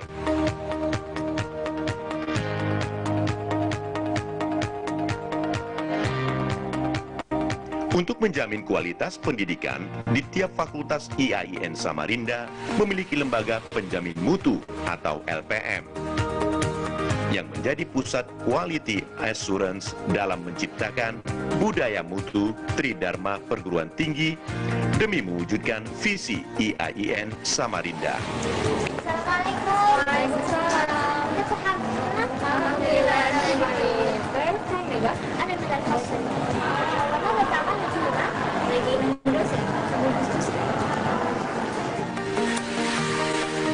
Sebagai perguruan tinggi keagamaan Islam negeri di Kalimantan Timur, IAIN Samarinda selalu mengedepankan pendalaman ilmu agama Islam, namun tidak mengesampingkan ilmu pengetahuan, penguasaan bahasa Arab dan bahasa Inggris dengan bimbingan dosen yang berpengalaman di taraf nasional maupun internasional agar mereka nantinya mampu meraih prestasi yang membanggakan. Untuk itu, IAIN Samarinda memandang perlu adanya sebuah lembaga yang mampu melaksanakan program unggulan. Maka dibentuklah Ma'had Al-Jami'ah atau pesantren kampus. Dengan diikuti seluruh mahasiswa baru IAIN Samarinda dalam kurun waktu 1 tahun.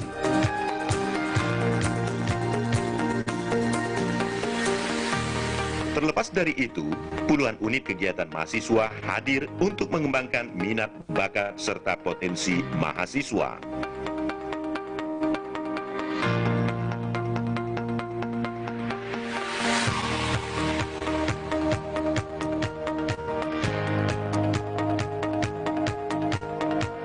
This event will be our last big event because we with the next generation.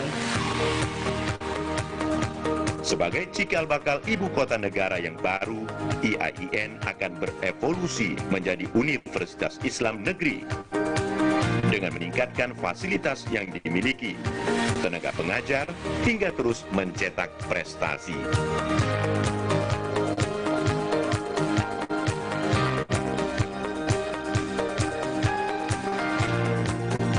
IAIN Samarinda bersama pemerintah Provinsi Kalimantan Timur terus bekerja sama dalam peningkatan mutu pendidikan melalui berbagai cara.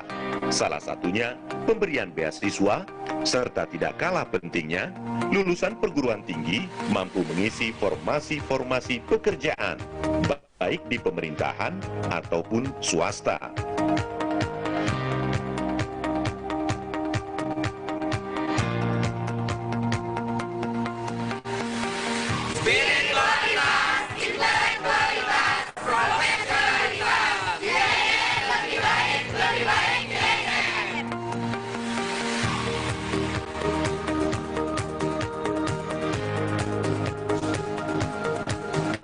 Kebijakan politik suatu negara mempengaruhi kondisi dan situasi pendidikan yang ada di sana. Dengan berubahnya kebijakan, Republik Indonesia ibu kotanya akan berpindah ke Kalimantan atau Brunei. Menuntut kita semua, termasuk IAIN Samarinda, untuk berbuat yang terbaik sesuai dengan tuntutan peradaban bangsa. Selamat bergabung dengan IAIN Samarinda. Assalamualaikum warahmatullahi wabarakatuh.